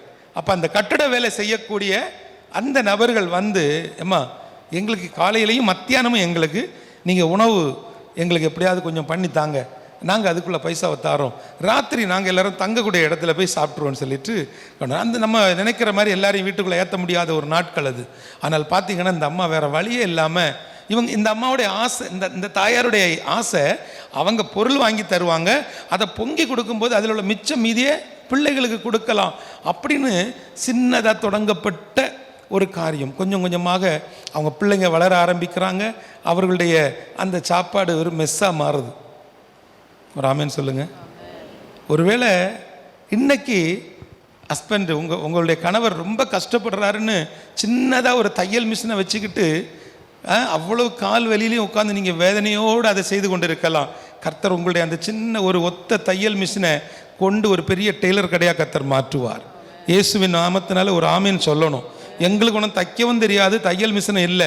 கர்த்தர் பேசுவது உங்களுக்காகன்னு சொல்லும் பொழுது அது உங்கள் வீட்டுக்கிட்ட உள்ளவங்களுக்கும் சேர்த்து தான். உன் வீட்டு பக்கத்தில் ஒருத்தவங்க உட்காந்து 15 வருஷமாக தையல் மிஷின் அடிச்சுக்கிட்டே இருக்காங்க. ஏன்? அவங்க அடுத்த ஸ்டெப்பு வளருவதற்கு கர்த்தர் உங்களை கொண்டு ஒரு வழி திறக்கக்கூடாதா? கர்த்தர் உங்களுடைய பிள்ளைகளை நல்லா உயர்த்தி வச்சிருக்கிறாரு, மேன்மையாக வச்சிருக்கிறாரு. கஷ்டப்பட்ட அந்த அம்மாவுக்கு ஒரு அது என்ன மிஷின், அது மோட்டர், இப்போ உள்ள எலக்ட்ரிக் ஒன்று வாங்கி கொடுக்கலாமே. நீங்கள் செய்யக்கூடிய அந்த சின்ன உதவி அந்த குடும்பத்தினுடைய வாழ்க்கையை அப்படியே மாற்றிடுமே. பக்கத்து வீட்டுக்காரங்க நல்ல சீக்கிரத்தில் அந்த ஓடு வீடு மாறணும்னு சொல்லி எத்தனை பேர் ஜெபிக்கிறீங்க? நல்லா ஜெபிக்கிறோம், ஞாயிற்றுக்கிழமை வருகிறோம், நல்ல வார்த்தைகளை கேட்கிறோம், எல்லா கூட்டங்களுக்கும் அட்டன் பண்ணுகிறோம். எல்லாம் முடிஞ்சு போச்சு பிரதர், எனக்கு இவ்வளோதான், நான் உண்டு, என் வேலை உண்டு, எனக்கு எப்படியாவது சீக்கிரத்தில் பரலோகமே என் சொந்தமேன்னு ஒரு பாட்டை பாடி என்னை அனுப்பி வச்சிடணும். ஆனால் வாழ்கிற நாட்களில் ஒரு நபருக்கு எந்த விதத்திலையும் உதவியே செய்யாமல் இன்றைக்கி நம்முடைய வாழ்க்கை போய் கொண்டு இருக்கிறது. என் அன்பு தேவ பிள்ளைகளே, அந்த தாயுடைய சாட்சி எப்படி திரும்ப முடித்தாங்க? வீட்டுக்காரர் 6 வருஷத்தில் பிரச்சனையை முடித்து அவர் திரும்ப வீட்டுக்குள்ளே வரக்கூடிய ஒரு சூழ்நிலைமை வருது. பிள்ளைகளெல்லாம் காலேஜுக்கு போயாச்சு, பிள்ளைகளெல்லாம் இவர் நினச்சிட்டு வராரு பிள்ளைகள், அவருடைய நினைப்பு, அவர் நினச்சிட்டு வந்தார் சிதறி போயிருப்பாங்கன்னு. இப்போ மாதிரி மொபைலோ வீடியோ காலோ ஒன்றுமே கிடையாத காலம். இந்த மனுஷன் யாருக்கும் தெரியாமல் ரகசியமாக இரவு நேரத்தில் வந்து நிற்கிறாரு. உடஞ்சி போனாங்க. அதை கணவனான்னு கண்டுபிடிக்கிறதுக்கே பெரிய கஷ்டமாயிடுச்சுன்னாங்க. அந்த அளவுக்கு உருக்குலைஞ்சு போன அந்த கணவன். நல்ல கவனிங்க, இப்போ எத்தனை பிள்ளைகள்? 4 பிள்ளைகள், இப்போ 5 பிள்ளைகள் ஆயிடுச்சு. இப்போ உள்ளே வந்திருக்கவர் யார்? இப்போ அது ஒரு குழந்தை, வேற வழி இல்லை. அவரை தேத்தி ஆற்றி உட்கார வச்சு ஒரு வழியாக அந்த குடும்பம் எழும்பி வருது. இந்த கடை கொஞ்சம் கொஞ்சமாக எழும்பி இன்னைக்கு சென்னை பட்டணத்துக்குள்ள அவங்க 4 பிள்ளைகளுக்கும் 4 பகுதிகளில் மிக பிரமாண்டமான கட்டிடங்கள் எல்லாம் வச்சு, சூப்பர் மார்க்கெட்லாம் வச்சு வளர்ந்து கம்பீரமாக நிற்கிறாங்க. ஒரு ஆமீன் சொல்லுங்க. இன்றைக்கு அதே மாதிரி அன்றைக்கு தகப்பனார் ஏதோ கீழே ஒரு இடத்துல அவருக்கு ஒரு குறைவு இருந்திருக்கலாம். இன்றைக்கி இந்த பிள்ளைகளும் என்ன செய்கிறாங்க, ஊழியங்களுக்கும் ஊழியக்காரர்களுக்கும், நான் ஊழியக்காரர்களுக்கும் ஊழியங்களுக்கும் கொடுத்ததுனால இப்படி ஆயிடுச்சுன்னு சொல்லலை. ஒரு சின்ன காரியம், ஏதோ ஒரு குறை அந்த மனுஷனுக்குள்ளே இருந்திருக்குது, அந்த வியாபாரத்தில் இருந்திருக்குது. இன்றைக்கி உங்களை அற்பமாக பார்ப்பாங்க, அவங்க முன்னாடி கர்த்தர் உங்களை உயர்த்தி நிறுத்துவார். இது இயேசு போன அந்த முதல் கல்யாண வீடு. கண்டிப்பாக அந்த இடத்துல வந்து அநேகர் அவரை அற்பமாக பார்த்துருப்பாங்க, குறை சொல்லுவதற்கு பார்த்துருப்பாங்க. என்னோட திருப்புங்க யோவான் 2வது அதிகாரத்தை திருப்பிக் கொள்ளுங்க. 3ஆம் நாளிலே கலிலியாவில் உள்ள கானா ஊரிலே ஒரு கல்யாணம் நடந்தது. இயேசுவும் தாயும் அங்கே இருந்தாள். இயேசுவும் அவருடைய சீஷரும் அந்த கல்யாணத்துக்கு அழைக்கப்பட்டிருந்தார்கள். நல்லா கவனிங்க, அழைக்கப்பட்டு தான் கல்யாண வீட்டுக்கு போயிருக்காங்க. நீங்களும் அழைக்கப்பட்டு தான் அந்த வீட்டுக்கு போனீங்க. நீங்களும் அழைக்கப்பட்டு தான் சொந்தக்காரங்களை பார்க்க போனீங்க. நீங்கள் சில இடங்களில் அழைக்கப்பட்டு போனாலும் அங்கே உங்களுக்கு அற்பமான சில பார்வைகள், சில நிந்தனைகள், சில அவமானங்கள் இருக்கும். அந்த இடங்களில் எல்லாம் உங்களுக்கு ஒரு சம்பூர்ணமான முடிவை தருவதற்கு ஆண்டவர் இன்றைக்கு விரும்புகிறார். அப்போ தேவன் விரும்பக்கூடிய சில மாற்றங்களை கர்த்தர் விரும்புகிறார். அந்த மாற்றங்களை நீங்கள் உணர்ந்து கொள்ளும் பொழுது கர்த்தர் நம்முடைய வாழ்க்கையில் சம்பூர்ணமான முடிவை தருவார். அடுத்த வசனம். திராட்சரசம் குறைபட்ட போது இயேசுவின் தாய் அவரை நோக்கி, அவர்களுக்கு திராட்சரசம் இல்லை என்றால். அதற்கு இயேசு, ஸ்திரீயே, எனக்கும் உனக்கும் என்ன, என் வேலை இன்னும் வரவில்லை என்றார். அவருடைய தாய் வேலைக்காரரை நோக்கி, அவர் உங்களுக்கு என்ன சொல்லுகிறாரோ அதன்படி செய்யுங்கள் என்றார். ஒரு நிமிஷம் ஏமா, வாழ்க்கையில சில பிரச்சனைகளில் நம்ம மாட்டிக்கொள்ளும் பொழுது ஃபைனலுக்கு வந்துடணும். எப்படி முடிவுக்கு வந்துடணும். ரொம்ப யோசிக்க கூடாது, ரொம்ப பெரிய முயற்சி எடுக்கக்கூடாது. கர்த்தர் உங்கள்கிட்ட பேசிட்டு இருக்கிறார். ஆண்டோடைய வார்த்தை உங்களுக்காக வந்து கொண்டு இருக்கிறது. பிரதர், பிள்ளை 12ஆம் கிளாஸ் முடிச்சுட்டான், என்ன செய்யலாம், வாட்ஸ் நெக்ஸ்ட்டு? நாங்கள் அங்கே போய் நாகர்கோவிலில் போய் ஒரு ஆள்கிட்ட விசாரித்தோம். அவர் எங்களை இந்த சென்னையில் உள்ள ஒரு கன்சல்டண்ட்டை போய் பார்க்குறேன். ஒரு கன்சல்டண்ட்டும் உங்கள் பிள்ளைக்கு வாழ்க்கையை உயர்த்த முடியாது. ஒரு கவுன்சிலிங் சென்டரும் ஒரு காலேஜும் ஒரு காரியமும் நடக்காது. பிள்ளையுடைய ரிசல்ட்டு வருகிறது வரைக்கும் நீங்கள் ஆண்டவரேன்னு உட்கார்ந்தாதான் தான் முடியும். ஒரு அல்லேலூயா சொல்லுங்க. புள்ள 12ஆம் கிளாஸ் முடிஞ்சிருச்சுன்னா அடுத்தது என்ன படிக்கணும்னு முதலாவது நீங்கள் தேவனிடத்தில் கேட்கணும். இந்த ஆண்டவற்றை கேட்கும் முன்பதாக உங்கள் பிள்ளையை உட்கார வச்சு பிள்ளையுடைய மன விருப்பம் என்னன்னு கேட்கணும். வீடுகளில் உட்கார்ந்து ஹெவன் டிவி மூலமாக இந்த வார்த்தைகளை கவனிக்கக்கூடியவங்க இன்றைக்கி அது ஒரு பிஸ்னஸாக மாறிடுச்சு. பிள்ளைகளை நீங்கள் அடுத்தது என்ன படிக்க வைக்கலாம், எங்கள்கிட்ட வாங்க, நாங்கள் உங்களுக்கு ஆலோசனை சொல்லுவோம். நான் இப்போது உங்ககிட்ட வந்திருக்கிறேன். இன்றைக்கி முழுவதும் நாங்கள் என்ன கதையை பேசிகிட்டு இருக்கிறோம், நேபாள்னு உங்கள்கிட்ட பேசிகிட்டு இருக்கிறோம். ஏன் பேசிகிட்டு இருக்கிறோம்? எங்களுக்கு தரிசனம், அது எங்களுக்கு அது ஊழியம், அதனால நாங்கள் பேசிகிட்டு இருக்கிறோம். இன்னொருத்தர் வந்தாருன்னா என்ன பேசிகிட்டு இருப்பார்? இன்னொரு மனுஷன் வந்தாருன்னா அவருடைய தரிசனத்தை பேசி கொண்டு இருப்பாங்க. அவங்களுடைய மனுஷனுடைய தேவைகள், காரியங்களை சொல்லுவாங்க. அதே போல் நீங்கள் ஒரு நபரிடத்தில் போய் பிள்ளைகளை அடுத்தது என்ன படிக்க வைக்கலான்னு போகும்பொழுது அது எவ்வளோ பெரிய பெஸ்ட் மேனாக இருந்தாலும் சரி, ஒஸ்ட் மேனாக இருந்தாலும் சரி, அவன் தன் ஸ்தாபனத்தை, தன்னை சுற்றி இருக்கக்கூடியவர்களை அல்லது தனக்கான காரியத்தை முன்னிறுத்தி தான் பேச முடியும். அற்பமாக உங்கள் பிள்ளைகளை நீங்கள் பார்க்க வேண்டாம். ஏன்னா அந்த பிள்ளைகள் உங்களுடைய சொத்து. பிள்ளைகளை கர்த்தர் உங்களிடத்தில் வளர்ப்பதற்கு கொடுத்திருக்கிறார். ஒரு அருமையான தாய் வந்தாங்க, ஜபக்குறிப்புக்குன்னு கூப்பிட்டாங்க. என்ன பிரச்சனைமா அப்படின்னு அவங்க சொன்னாங்க, தாங்க முடியாத மனவேதனை பிரதர், என்னுடைய மகன் 4 வருஷம் படிப்பு என்ஜினியரிங் முடிச்சுட்டான், 18 அரியர் வச்சிருக்கிறான், நீங்கள் அவனு கூட ஒரு 10 நிமிஷம் பேசுங்க அப்படின்னாங்க. நான் சொன்னேன், நான் அவன்கிட்ட என்னம்மா பேசுறதுக்குன்னு சொல்லிட்டு அவன்கிட்ட பேச்சு கொடுத்தா பார்த்தீங்கன்னா ரொம்ப ஆச்சரியம். நான் தானே அவனுக்கு கவுன்சிலிங் கொடுக்க கூப்பிட்டேன், நான் தானே அவனுக்கு ஆலோசனை பண்ண கூப்பிட்டேன். கடைசியில் பார்த்தீங்கன்னா அவன் எனக்கு ஆலோசனை கொடுத்துட்டு இருக்கிறான். எப்படின்னு கேளுங்க, நான் அவன்கிட்ட பேச ஆரம்பித்து அவனுடைய பிரச்சனைகள் எல்லாம் சொல்லி அவன்கிட்ட கதைகள் கேட்குறேன். அவன் லாஸ்ட்டில் எனக்கு ஒரு கண் திறக்கக்கூடிய ஒரு காரியத்தை செஞ்சான். அங்கிள், செமஸ்டர்லேயே பாஸ் ஆகாத முடியாதுன்னா 18 பாடத்தையும் சேர்த்து எப்படி அங்கிள் பாஸ் ஆவேன்? இதை நீங்கள் எங்கள் அம்மாவுக்கு என்ன செய்யுங்க, புரிய வைங்க. நான் சொன்னேன், இல்லை தம்பி, 18 பாட அரியராக இருந்தாலும் உனக்கு உதவி செய்ய ஏசப்பாவால் முடியும்.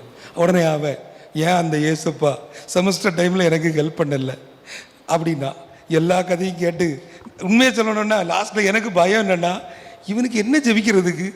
இப்போ நம்ம ஜெபம் பண்ணிட்டு இருக்கும்போது இவன் திடீர்னு நிறுத்துங்க, இந்த ஜெப குறிப்புக்கு இது என்ன பதில்னு சொல்லிட்டு இவன் கேட்டாலும் கேட்பான். இவன் அவ்வளோ, ஏன்னா பிள்ளைகள் பயங்கர இப்போ ஸ்மார்ட்டாக இருக்கிறாங்க.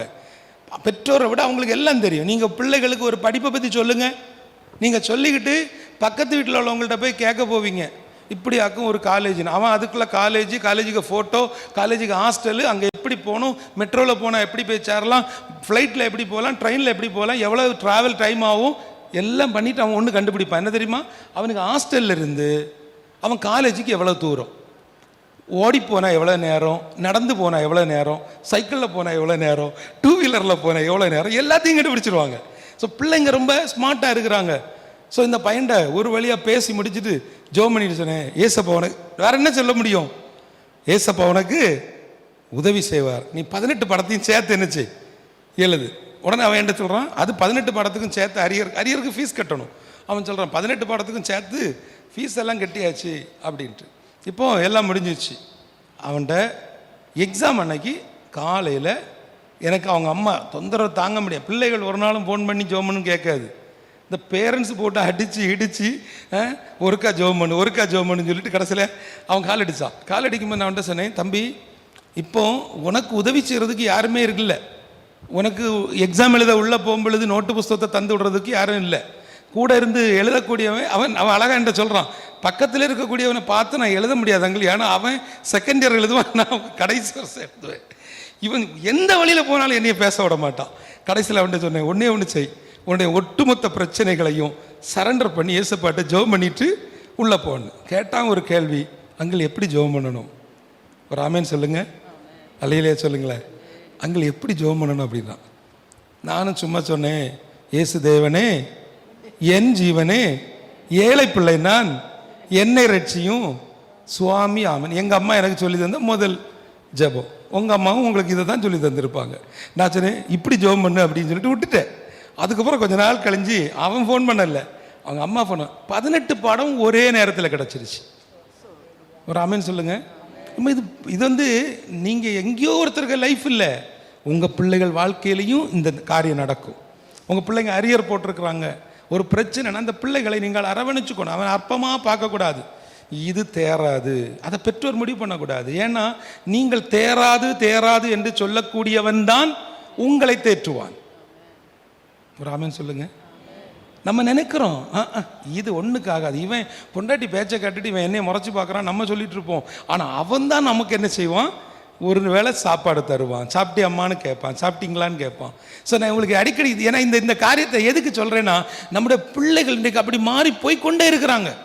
அப்போது எனக்கு இந்த யோபுனுடைய வரலாறை படித்து கடைசியில் என்ன ஆயிட்டுன்னா, யோபுனுடைய வாழ்க்கையில் உள்ள இந்த கஷ்டங்களை எல்லாம் எதுக்கு நமக்கு சொல்லியிருக்கிறாங்கன்னா, இவ்வளோ பெரிய சோதனையை ஒருத்தர் பொறுமையாக இருந்து சகிச்சிருக்கிறாங்க. ஆனால் 4 வருஷம் காலேஜுக்கு விட்ட நம்மால் பொறுமையாக இருக்க முடியாது. அந்த 4வது வருஷம் பிள்ளைங்களை போட்டு கேம்பஸில் கிடச்சான்னா அப்போ நீங்கள் தான் கேம்பஸ் தொடங்கணும், நீங்கள் தான் சொந்தமாக ஒரு கம்பெனியை தொடங்கணும். ஒரு கம்பெனிக்காரன் வந்து ஒரு காலேஜில் படிக்கிற 120 பேரையும் கூட்டிகிட்டு போக மாட்டான், அந்த காலேஜ்லேருந்து ஒரு 40 பேரை கூட்டிகிட்டு போவோம். அந்த 40ல் ஒரு ஆள் உங்கள் பிள்ளையாக இருக்கணும். அதுக்கு தான் நம்ம ஜெபம் பண்ணணும். ஆண்டவரே எங்கள் பிள்ளை மேலே கிருபையாயிரம்னு எத்தனை பேர் நம்ம அழுது கதறி ஜெபிக்கிறோமோ அவங்களுக்கு கர்த்தர் உதவி செய்வார். அதை விட மேலான ஒரு காரியம் யோபுனுடைய வாழ்க்கையில், யோபு 5வது அதிகாரத்தில் 5:18, அவர் காயப்படுத்தி காயம் கட்டுகிறார், அவர் அடிக்கிறார், அவருடைய கை ஆற்றுகிறது. பாருங்க, அவன் தேவனை முழுமையாக அறிந்திருந்தான்.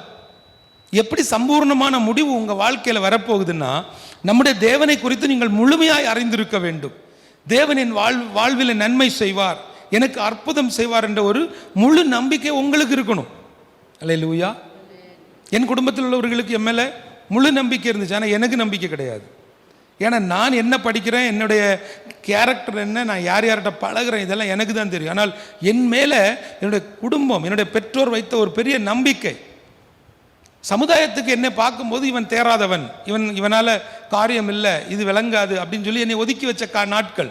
ஆனால் என் பெற்றோருக்கு என் மேலே விடிய காலில் பார்த்தீங்கன்னா பயங்கர தூக்கமாக இருக்கும். திடீர்னு பார்த்தா நெத்தியில் கை வச்சு ஜெபம் பண்ணிட்டு இருப்பாங்க. திடீர்னு பார்த்தா கால் மாட்டில் உட்காந்து ஒரு ஆள் அழுதுட்டு இருப்பாங்க. இதெல்லாம் ஏன் சொல்கிறேன்னா, அன்றைக்கு அவங்க அழுதாங்க, இன்றைக்கு நான் என் பிள்ளைகளுக்காக அழுது கொண்டு இருக்கிறேன். அப்போ என் பிள்ளைகள் ஜெபிக்க மாட்டாங்கன்னு இல்லை, அவங்க ஜெபிச்சாலும் ஜெபிக்கலனாலும் என் பிள்ளை மேலே கர்த்தருடைய கரம் செயல்படும்படியா உங்களுடைய பிள்ளைகளுக்காக நீங்கள் அழுது கதறி ஜெபிக்கணும். அந்த ஜெபம் உங்கள் பிள்ளைகளை தூக்கி நிறுத்தும். அந்த ஜெபம் உங்கள் பிள்ளைகளுடைய அரியரை மாற்ற செய்யும். அந்த ஜெபம் உங்கள் பிள்ளையுடைய திறமையை தாண்டி ஒரு கிருபையாய் வெளிப்படும். ஒரு அருமையான ஒரு குடும்பத்திலிருந்து ஒரு பிள்ளை நல்லா படித்து நல்ல நிலைமைக்கு வந்துட்டா. ஆனால் அவளுக்கு எங்கே போனாலும் அவளுடைய கேம்பஸில் கிடைக்கல, ஒன்றுலேயுமே அவளுக்கு வேலை கிடைக்கல. வேலை கிடைக்காதவன ஒரு கட்டத்தில் இவர்கள் சோர்ந்து போய் கன்னியாகுமரி மாவட்டத்திலிருந்து அப்பா அம்மா பிள்ளை எல்லாரும் சேர்ந்து சென்னைக்கு போயிட்டாங்க. சென்னைக்கு போனோன்னு அங்கே வேலையெல்லாம் தேடி பார்த்தாங்க, ஒன்றும் கிளிக் ஆகலை. உடனே பெட்டி படுக்க தூக்கிட்டு பெங்களூர் பட்டணத்துக்கு போயிட்டாங்க.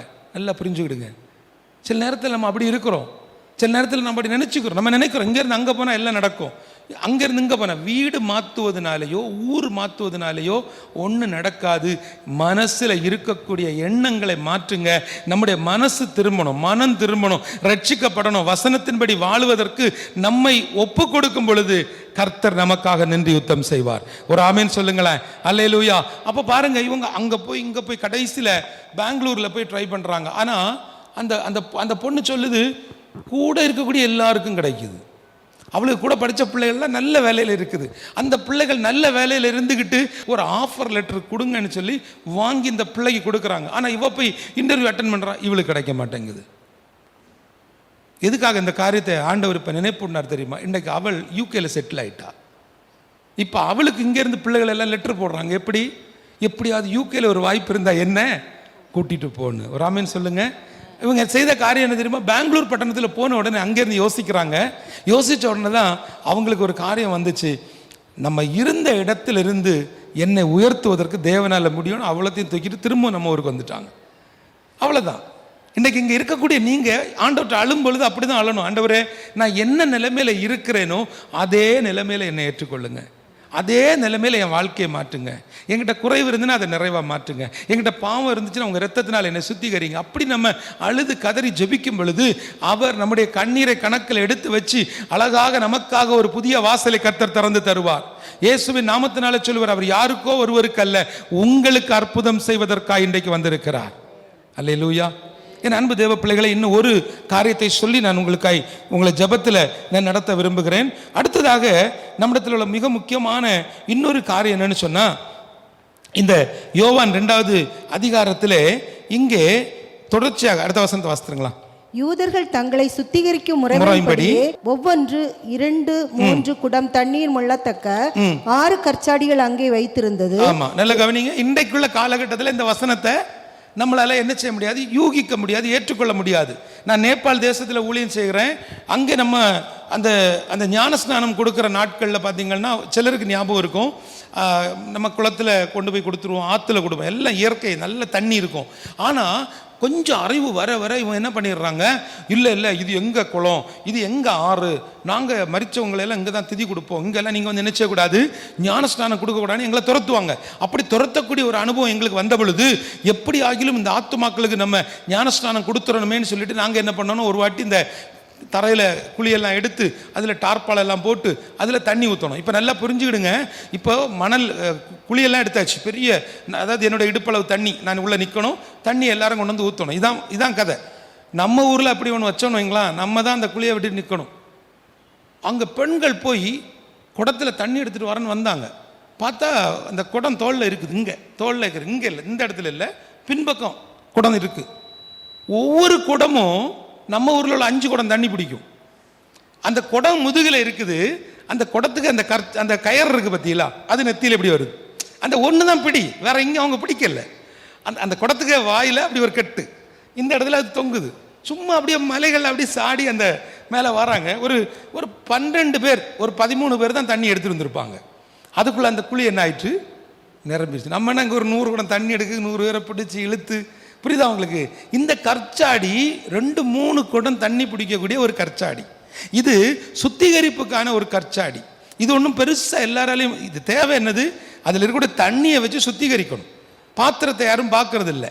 ஆனால் இப்போ அதே அந்த தண்ணி சுத்திகரிப்புக்காக வைக்கப்பட்ட தண்ணி அந்த கற்சாடியில் தான் என்ன செய்கிறாரு?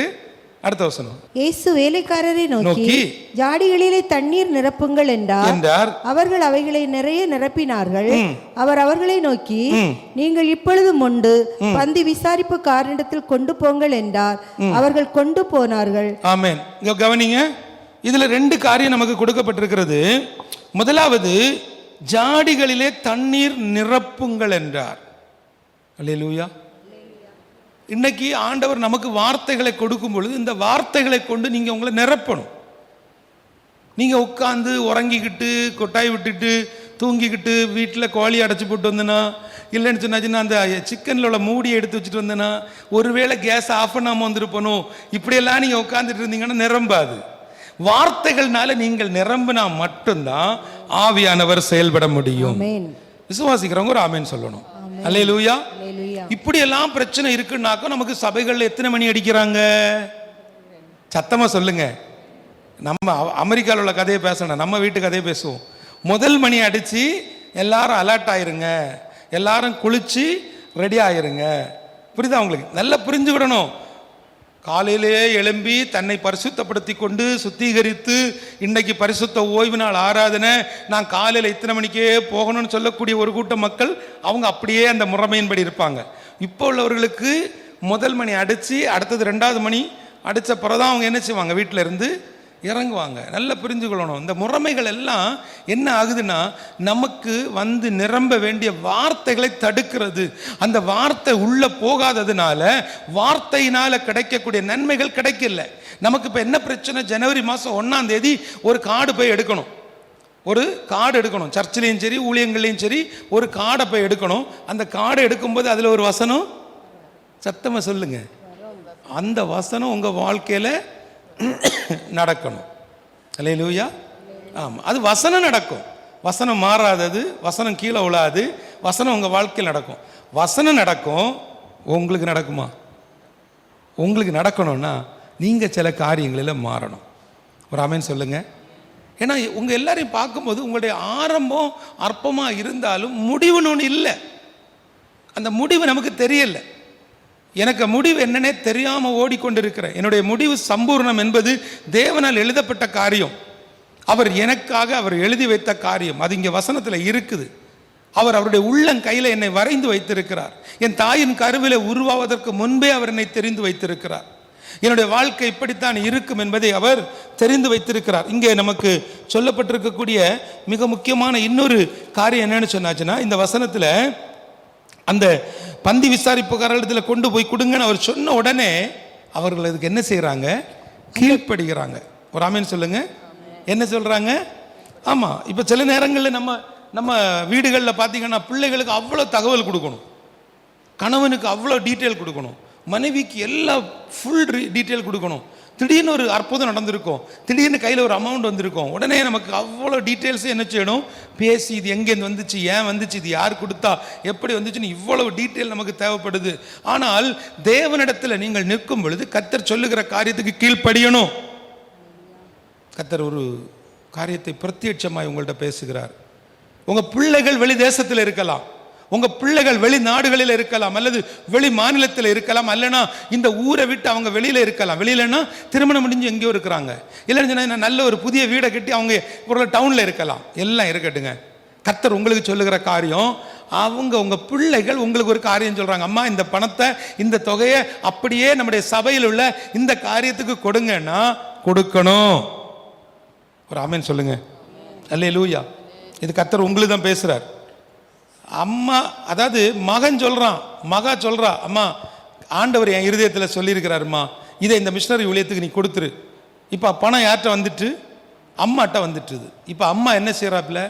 இவனுக்கு கொடுக்கணுமா இருக்கா? இவன் நல்லா தானே இருக்கான், தொப்பையும் வச்சுக்கிட்டு, இவன் நல்ல காரில் தானே போகிறான், இவன் நல்ல ஷூ போட்டிருக்கிறான், இவன் நல்ல சட்டை போட்டிருக்கிறான், இவன் வெள்ளையாக இருக்கான், இவன் கருப்பாக இருக்கான், இவன் பச்சையாக இருக்கான்னு நீங்கள் பேசக்கூடிய சுயநீதி, நீங்கள் பேசுகிற நீதி உங்கள் தலைமுறைக்கு வரக்கூடிய ஒரு ஆசீர்வாதத்தை, ஒரு நன்மையை தடுக்கிறது. அது நம்முடைய தலைமுறைக்கு கிடைக்க வேண்டிய ஒரு சம்பூர்ணமான ஒரு முடிவை கெடுக்கிறது. அதை நீங்கள் புரிந்து கொள்ளணும். ஒரு ஆமென் சொல்லுங்க. அல்லேலூயா. அல்ல உங்களை உட்கார வச்சு அழகாக உட்காந்து நீங்கள் இப்படிலாம் சொன்னால் அப்படி நடக்கும், அப்படி இப்படி நடக்கும்னு சொன்னால் உங்களுக்கு ரொம்ப பிடிக்கும். ஆனால் வசனம், கர்த்தருடைய வார்த்தை உங்களுக்கு சொல்லுகிறது, ஆண்டவர் உங்களோட இடைப்பட்டு விரும்புகிறார். நீங்கள் என்ன காரியத்துக்காக உங்கள் பிள்ளைகள் உங்கள் மேலே ஒரு பொறுப்பை கொடுக்குறார்கள். அதுலேயும் சில பிள்ளைகள் இன்றைக்கும் அப்படி இருக்கிறாங்க. சில பிள்ளைகள், நிறைய பிள்ளைகள் நல்ல நிலைமையில் வந்தாலும் தன்னுடைய சம்பாத்தியத்தில் ஒரு பகுதி எடுத்து என்ன செஞ்சுருவாங்க, அப்பா அம்மாட்ட கொடுத்துருவாங்க. நமக்கு அப்பா அம்மாட்ட கொடுத்து நீங்கள் என்ன ஊழியத்துக்கு கொடுக்கணுமோ ஜெபம் பண்ணி இதை செய்யுங்க அப்படின்னு சொல்லுவாங்க. அது ஒரு பெரிய ஆசீர்வாதம். சிலரெல்லாம் கொடுப்பான், கல்யாணம் முடிய வரைக்கும் தான் கொடுப்பான். கல்யாணம் முடிஞ்சதுக்கப்புறம் இவருக்கு ஏடிஎம் கார்டு வேறு மாறி போச்சு, இவருக்கு பேங்க் மாறி போச்சு. இவர் எல்லாம் ஒட்டுமொத்தமாக என்ன செஞ்சிருவார், மனைவி பக்கம் திருப்பிடுவார். அப்போ அப்பா அம்மா உட்காந்து என்ன செய்வாங்க, ஐயையோ நமக்கு ஒன்றுமே பண்ண முடியலையேன்னு யோசிச்சுட்டு இருப்பாங்க. இன்றைக்கி ஒரு காரியத்தை உங்களுக்கு சொல்லுகிறேன், உங்களுடைய அற்பமான ஆரம்பத்தை ஒருத்தராலையும் மாற்ற முடியாது. ஒரே ஒருவரால் தான் சம்பூர்ணமான முடிவை கொண்டு வர முடியும். அல்லேலூயா. இங்கே பந்தி விசாரிப்புக்காரண்ட குடுன்னு சொன்ன அடுத்த மாத்திரம் வாசிங்க. அந்த திராட்சரசம் எங்கிருந்து வந்ததென்று தண்ணீரை மொண்ட வேலைக்காரருக்கு தெரிந்ததே அன்றி பந்தி விசாரிப்புக்காரனுக்கு தெரியாததினால் அவன் திராட்சரசமாய் மாறின தண்ணீரை ருசி பார்த்த போது மணவாளனை அழைத்து, எந்த மனுஷனும் முன்பு நல்ல திராட்சரசத்தை கொடுத்து ஜனங்கள் திருப்தியடைந்த பின்பு ருசி குறைந்ததை கொடுப்பான், நீரோ நல்ல ரசத்தை இதுவரைக்கும் வைத்திருந்தீரே என்றான்.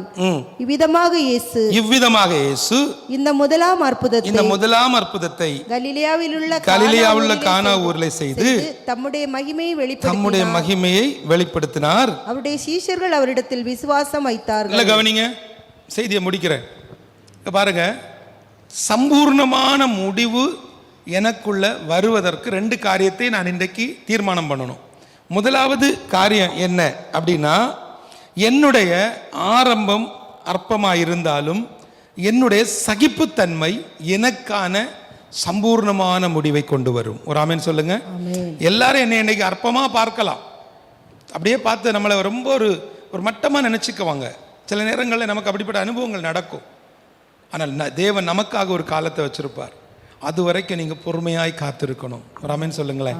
யோபுடைய வாழ்வில் நடந்த நிறைய காரியங்கள் அவன் போட்டு எடுக்கிறான், வார்த்தைகளை போட்டு எப்படியாவது சாத்தானுக்கு யோபுவை முடிச்சிடணும். ஆனால் கடைசி மட்டும் யோபு அவனால் ஒன்றும் பண்ண முடியல. அதற்கு ஆதாரமாய் யோபு 42 அதில் உள்ள 10வது வசனம். யோபுவுக்கு முன்னிருந்த எல்லாவற்றை பார்க்கிலும் இரட்டத்தனையாய் கர்த்தர் அவனுக்கு தந்தருளினார். நல்ல கவனிங்கம்மா. இங்க சொல்லப்பட்டிருக்கிறது, இந்த மக்கள் அதை பார்த்த உடனே கேட்குறாங்க, அவர்களை நோக்கி, நீங்கள் இப்பொழுது மொண்டு பந்தி விசாரிப்பு காரணத்தில் கொண்டு போங்கள் என்றார். அவர்கள் கொண்டு போனார்கள். நல்ல கவனித்துக் கொள்ளுங்க. 9வது வசனத்தில், அந்த திராட்சரசம் எங்கே இருந்து வந்ததென்று தண்ணீரை மொண்ட வேலைக்காரருக்கு தெரிந்ததை அன்றி பந்தி விசாரிப்புக்காரனுக்கு தெரியவில்லை. நல்லா கவனித்துக் கொள்ளுங்க. இன்னைக்கு இந்த வார்த்தையை கேட்ட நீங்க வீட்டுக்கு போங்க, உங்களுக்குன்னு ஒரு அற்புதம் நடக்கும். உங்க மகனிடத்திலிருந்து நல்ல செய்தி கிடைக்கும். வெளிநாட்டில் இருக்கக்கூடிய உங்க கணவர் உங்களுக்கு ஃபோன் பண்ணி சொல்லுவாரு, இவ்வளவு நாள் எனக்கு பயங்கரமான பிரச்சனை, விசா மாறல, நான் அவுட் ஸ்டேல இருக்கிறேன். அவுட் ஸ்டேல தெரியுமா உங்களுக்கு? விசா இல்லாம நான் தலைமறைவா இருக்கேன்னு இந்த மாதம் உங்க வாழ்க்கையில நம்பிக்கை துளிர்க்கக்கூடிய ஒரு மாதமாய் கர்த்தர் நிச்சயமாய் தருவார். நீங்க செய்ய வேண்டிய காரியம், கற்சாடிகளை நிரப்புங்க, விசுவாசத்தோட நிரப்புங்க, வார்த்தைகளினால நிரப்புங்க. கொஞ்ச நாள் மறந்திருந்தீங்க இல்லம்மா, அந்த பைபிள் வாசிப்பை திரும்ப தொடங்குங்க. கொஞ்ச நாள் விட்டு வச்சிருக்கிறீங்க இல்லையா, அதிகாலை ஜெபம் திரும்ப தொடங்குங்க. இப்போ கொஞ்ச நாளாட்டி உங்க வீட்டில் குடும்ப ஜெபம் இல்லை, டைம் இல்லை பிரதர், எல்லாரும் பிஸி. தொடங்குங்க, கர்த்தர் உங்களுடைய வாழ்க்கையை மாற்றுவார். நான் சொல்லுகிறேன், உங்களுக்கு நம்பிக்கையோட சொல்லுகிறேன், யோபுவினுடைய அந்த முன்னிருந்த நிலைமையை விட எல்லாவற்றை பார்க்கிலும் 2 கர்த்தர் அவனுக்கு கொடுத்தார். இயேசுவின் நாமத்தினால நம்முடைய தலைமுறைக்கு கர்த்தர் அப்படிப்பட்ட ஒரு நன்மையை தருவார். எத்தனை பேர் நீங்க விசுவாசிக்கிறீங்க? ஒரு ஆமென் சொல்லுங்களேன். அல்லேலூயா, அல்லேலூயா. அப்படியே எழும்புங்களேன், வேகமா எழும்புங்க. சரியாக 3 நிமிஷம் நம்ம எல்லாரும் ஜெபிக்க போகிறோம். இன்றைக்கு நீங்கள் இந்த இடத்துல வந்து ஒரு தரிசனத்தை புரிந்திருக்கிறீங்க. ஒரு தரிசனத்துக்காக 3 கோடி ஜனங்கள் உள்ள நேபாள் தேசத்திற்காக உங்களில் அநேகர் நீங்கள் ஜெபித்திருக்கிறீங்க. இதுவரைக்கும் நீங்க ஹெவன் டிவியை பார்த்திருக்கலாம். இதுவரைக்கும் நீங்கள் அந்த டிவியை பார்த்தும் நேபாளத்தை பற்றி புரியாமல் இருந்திருக்கலாம். இயேசுவின் நாமத்தினால ஆண்டவரே, இந்த சபைக்குள் இருந்து எத்தனையோ மிஷனரிகள், எத்தனையோ சபைகள், எத்தனையோ ஊழியங்கள் பராமரிக்கப்படுகிறதுப்பா. எத்தனையோ குடும்பங்கள் போஷிக்கப்படுகிறது. இயேசுவின் நாமத்தினால் இந்த வருஷத்துல இந்த சபைக்குள் இருந்து என் தேவன் ஒரு வாசலை திறந்து தரும்படியாய் நாங்கள் ஜெபிக்கிறோம். அதற்கு ஏற்றபடி, அதற்கு ஏற்ற அனுகூலமான வாசல்களை கர்த்தர் எங்கள் சபையில் உள்ள குடும்பங்களை, எங்கள் சபையில் உள்ள குடும்பத்தில் உள்ள பிள்ளைகளை, விசுவாசிகளை தேவன் பொறுப்பெடுத்துக் கொள்ளுங்க. அப்பா, எங்கள் சபைக்குள்ள யாரெல்லாம் இப்போ வேலை தேடிட்டு இருக்காங்களோ, யாரெல்லாம் மேல் படிப்புக்காக காத்துட்டு இருக்காங்களோ, யாரெல்லாம் திருமணத்துக்கு ஏற்ற துணையை பார்த்துட்டு இருக்காங்களோ, யாரெல்லாம் குழந்தை பாக்கியத்துக்காய் காத்திருக்கிறாங்களோ, ஒவ்வொருடைய குடும்பங்களிலேயும் அற்புத அடையாளங்கள் நடப்பதாக. உன்னுடைய சுக வாழ்வு சீக்கிரத்தில் துளிர்க்கும் என்ற வார்த்தையின்படி நம்பிக்கை துளிர்க்கட்டும், ஜெப வாழ்வு துளிர்க்கட்டும் இயேசுவின் நாமத்தினால். எல்லாரும் தயவு செய்து பின்புறத்தில் இருக்கக்கூடியவங்க, ஹெவன் டிவியில இருந்து என்னுடைய கூட வந்திருக்கக்கூடிய சகோதர சகோதரிகள் எல்லாரும் கொஞ்சம் வாய்களை திறந்து ஜெபிக்கலாமா? ஒரு மயான அமைதி வேண்டாங்க. நீங்க பேசுங்க, ஆண்டவரத்துல பேசுங்க, வாய் திறந்து கேளுங்க. ஆண்டவரே, என் கூட பேசுங்க டாடி. இன்னைக்கு நல்ல வார்த்தைகளை தந்திருக்கிறீங்களே, என் வீட்டுக்குள்ள ஒரு அற்புதம் நடக்கட்டும், என்னுடைய வாழ்வில் ஒரு அற்புதம் நடக்கட்டும். இன்றைக்கு நாங்கள் இந்த இடத்துல தியானித்தது போல துவக்கம் அற்பமா இருந்தாலும் முடிவு சம்பூர்ணம். ஆண்டவரே, ஒரு சம்பூர்ணமான முடிவை நீர் எங்களுக்காக வைத்திருக்கிறீரப்பா. அதை சுதந்திரித்துக் கொள்ள, அதை பெற்றுக்கொள்ள, அதை நான் அனுபவிப்பதற்கு நீர் எனக்கு கிருபை தாரும். அநேகர் இந்த இடத்துல பலகீனத்தோடு வந்திருக்கிறீங்க. உங்களுடைய பலகீனங்களுக்காய் ஜெபிப்பதற்கு ஆவியானவர் என்னோடு இடைபடுகிறார். யாரெல்லாம் இந்த இடத்துல பலகீனத்தோடு நிற்கிறீங்களோ, வீடுகளை உட்கார்ந்து ஹெவன் டிவி மூலமாய் இந்த வார்த்தைகளை பார்த்து கொண்டிருக்கிறவங்க, எங்க கூட ஜெபிக்கிறவங்க, தயவு செய்து என் அருமையான பெற்றோர், அருமையான சீனியர் சிட்டிசன், ஆங்கிள் ஆண்டி எல்லாரும் சொல்றேன், உங்களுக்கு என்ன பலகீனம் இருக்கோ, என்ன கஷ்டம் இருக்கோ, இப்பொழுது இந்த பரலோக துதி ஆராதனையில இங்க இருக்கக்கூடியவங்க என்ன பலகீனம் இருக்கோ, உங்க கரங்களை எடுத்து அதுல நீங்க வைக்கலாம். விசுவாசத்தோட வைங்க. பக்கத்துல நிற்கக்கூடியவங்கள பார்க்காதீங்க. ஐயோ, நாங்க இப்படி எல்லாம் பப்ளிக்ல ஜெபம் பண்ண மாட்டோம். இது பப்ளிக் அல்ல, பரிசுத்த தேவன் பிரசன்னமாகி இருக்கக்கூடிய இடம். இது ஒரு மகிமையான தேவாலயம். இந்த தேவாலயம் அநேக தலைமுறைகளை கண்டிருக்கிறது. இயேசுவின் நாமத்தினால சொல்லுகிறேன், இன்னைக்கு உங்களுக்கு ஒரு அற்புதத்தை செய்வதற்கு என் ஆண்டவர் இந்த இடத்துல கடந்து வந்திருக்கிறார். கைகளை எடுத்து வைங்க. அருமையான அங்கள், வெக்கப்படாதீங்க. கண்ணுல பிரச்சனை, கையை எடுத்து கண்ணுல வைங்க. வயிற்றுல பிரச்சனை, கையை எடுத்து வயிற்றுல வைங்க. ஒருவேளை உங்களுக்கு முதுகுல வலி, அந்த கையை எடுத்து முதுகுல வைங்க. அற்புதம் செய்வது ஒரு மனிதன் அல்ல, இயேசுவின் நாமத்தினால, பிதா, குமாரன், பரிசுத்த ஆவியின் நாமத்தினால இயேசுவுடைய இரத்தத்தை நாங்கள் இந்த இடத்துல தெளிக்கிறோம். அந்த பரிசுத்த இரத்தம் உச்சம் தலை முதல் உள்ளம் கால் வரைக்கும் ஒவ்வொருடைய எலும்புகள் நரம்புகளுக்குள்ள ஒரு புதிய மாற்றத்தை கொண்டு வரட்டும். ஆண்டவரே, இவ்வளவு நேரம் சகிப்பு தன்மையோடு பொறுமையோடு காத்திருந்து வார்த்தைகளை கேட்ட, வசனங்களை தியானித்த ஆண்டவரே, தேசங்களுக்காய் ஜெபித்த, தரிசனங்களை புரிந்து கொண்ட, நல்ல ஒரு பரலோக துதி ஆராதனையை ஏறெடுத்த இந்த சகோதரர்களை, சகோதரிகளை, பிள்ளைகளை, குறிப்பாக பெரியவர்களை மனதார ஆசீர்வதிக்கிறோம். ஆண்டவரே, எல்லாரும் சேர்ந்து ஜெபிக்கலாமா? ஆண்டவரே, எங்கள் சபைக்காக, இந்த சாந்தபுரம் சிஎஸ்ஐ சேகர சபைக்காக, சபையினுடைய ஆண்டவரே தலைமை போதகருக்காய், குடும்பத்துக்காய், ஆண்டவரே அருமையான உதவி போதகருக்காக நாங்கள் ஜெபிக்கிறோம். ஆண்டவரே, விசேஷமாக கர்த்தாவே எங்களுடைய சபை கமிட்டிக்காக நாங்கள் ஜெபிக்கிறோம். ஆண்டவரே, எங்கள் சபையில அப்பா மக்களால் தேர்ந்தெடுக்கப்பட்டவர்களாய் இருந்தாலும் இயேசுவின் நாமத்தினால வானத்தின் பலகணிகள் திறந்து, ஆண்டவரே, இது உம்மால் அங்கீகரிக்கப்பட்ட, உம்மால் ஆசீர்வதிக்கப்பட்ட, உம்மால் அபிஷேகிக்கப்பட்ட ஒரு சபைக்குழுவாய் இவர்கள் செயல்படட்டும். அப்பா, இவர்களை கண்ணோக்கி பாரும். இவர்களுடைய கையின் பிரயாசங்களை ஆசீர்வதிங்க.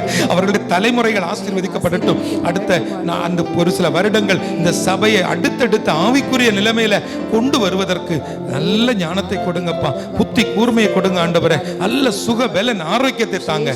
எல்லாவற்றுக்கும் மேல இந்த சபைக்காக நாங்க ஜெபிக்கிறோம். ஆண்டவரே, இந்த உபவாச நாள் கூட்டத்தில் ஆண்டவரே வந்து ஒரு பெரிய எதிர்பார்ப்போட வந்தாங்கப்பா, சுகபத்திரமா கூட்டிட்டு போங்கப்பா.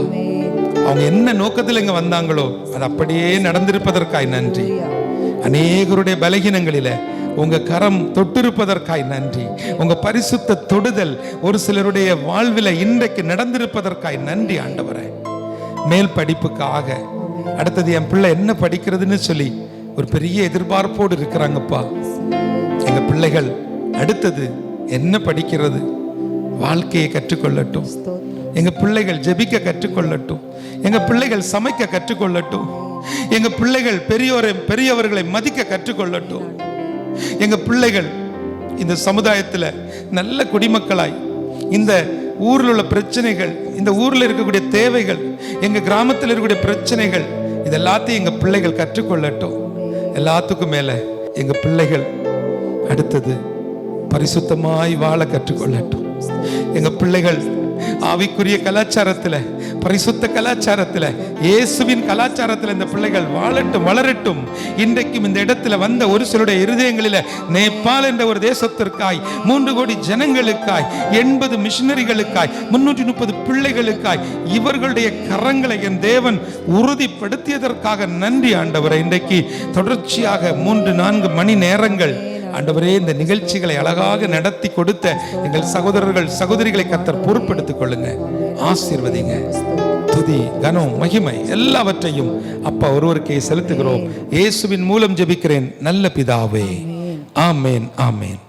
மகிமையுள்ள தம்முடைய சிங்காசனத்திலே என்றும் ராஜாவாய் வீற்றிருக்கிற நம்முடைய கர்த்தராகிய இயேசு கிறிஸ்துவின் கிருபையும் பிதாவாகிய தேவனுடைய அன்பும் பரிசுத்த ஆவியானவரின் மனோகர ஐக்கியமும் சிநேகமும் என்றும் இனிவரும் சதா காலங்கள் நம் அனைவரோடும், இறை மக்கள் தூரடங்களிலே தங்கியிருக்கின்ற அத்தனை பிள்ளைகளோடும், விசேஷமாய் இந்த நாளிலும் இந்த பரலோக துதி ஆராதனை நடத்தின அனைத்து உறவுகளோடும், வந்திருக்கின்ற பிள்ளைகளோடும் நிறைவாய் நின்று நிலவுவதாக. ஆமென். தண்ணீரில் போடும் விதைப்புக்கெல்லாம் நன்மைகள் நமக்கு உண்டு. அன்றாடம் வடித்த கண்ணீருக்கெல்லாம் அறுவடை கண்முன் உண்டு. திறந்த வானம் நமக்காய் திரும்பும், நினைத்து நீயும் கலங்காதே. நிறைந்த மேகம் மழையாய் பொழியும், அன்பின் தேவன் கரத்தாலே. உமதன்புக்கு என்ன சொல்லுவேன், உம் நாமம் நான் பாடுவேன். உமதன்புக்கு என்ன சொல்லுவேன், உம் நாமம் நான் பாடுவேன். காலை முதல் அந்தி மாலை வரை கருத்தாய் ஜெபித்திடுவோம். ஆதி முதல் அந்த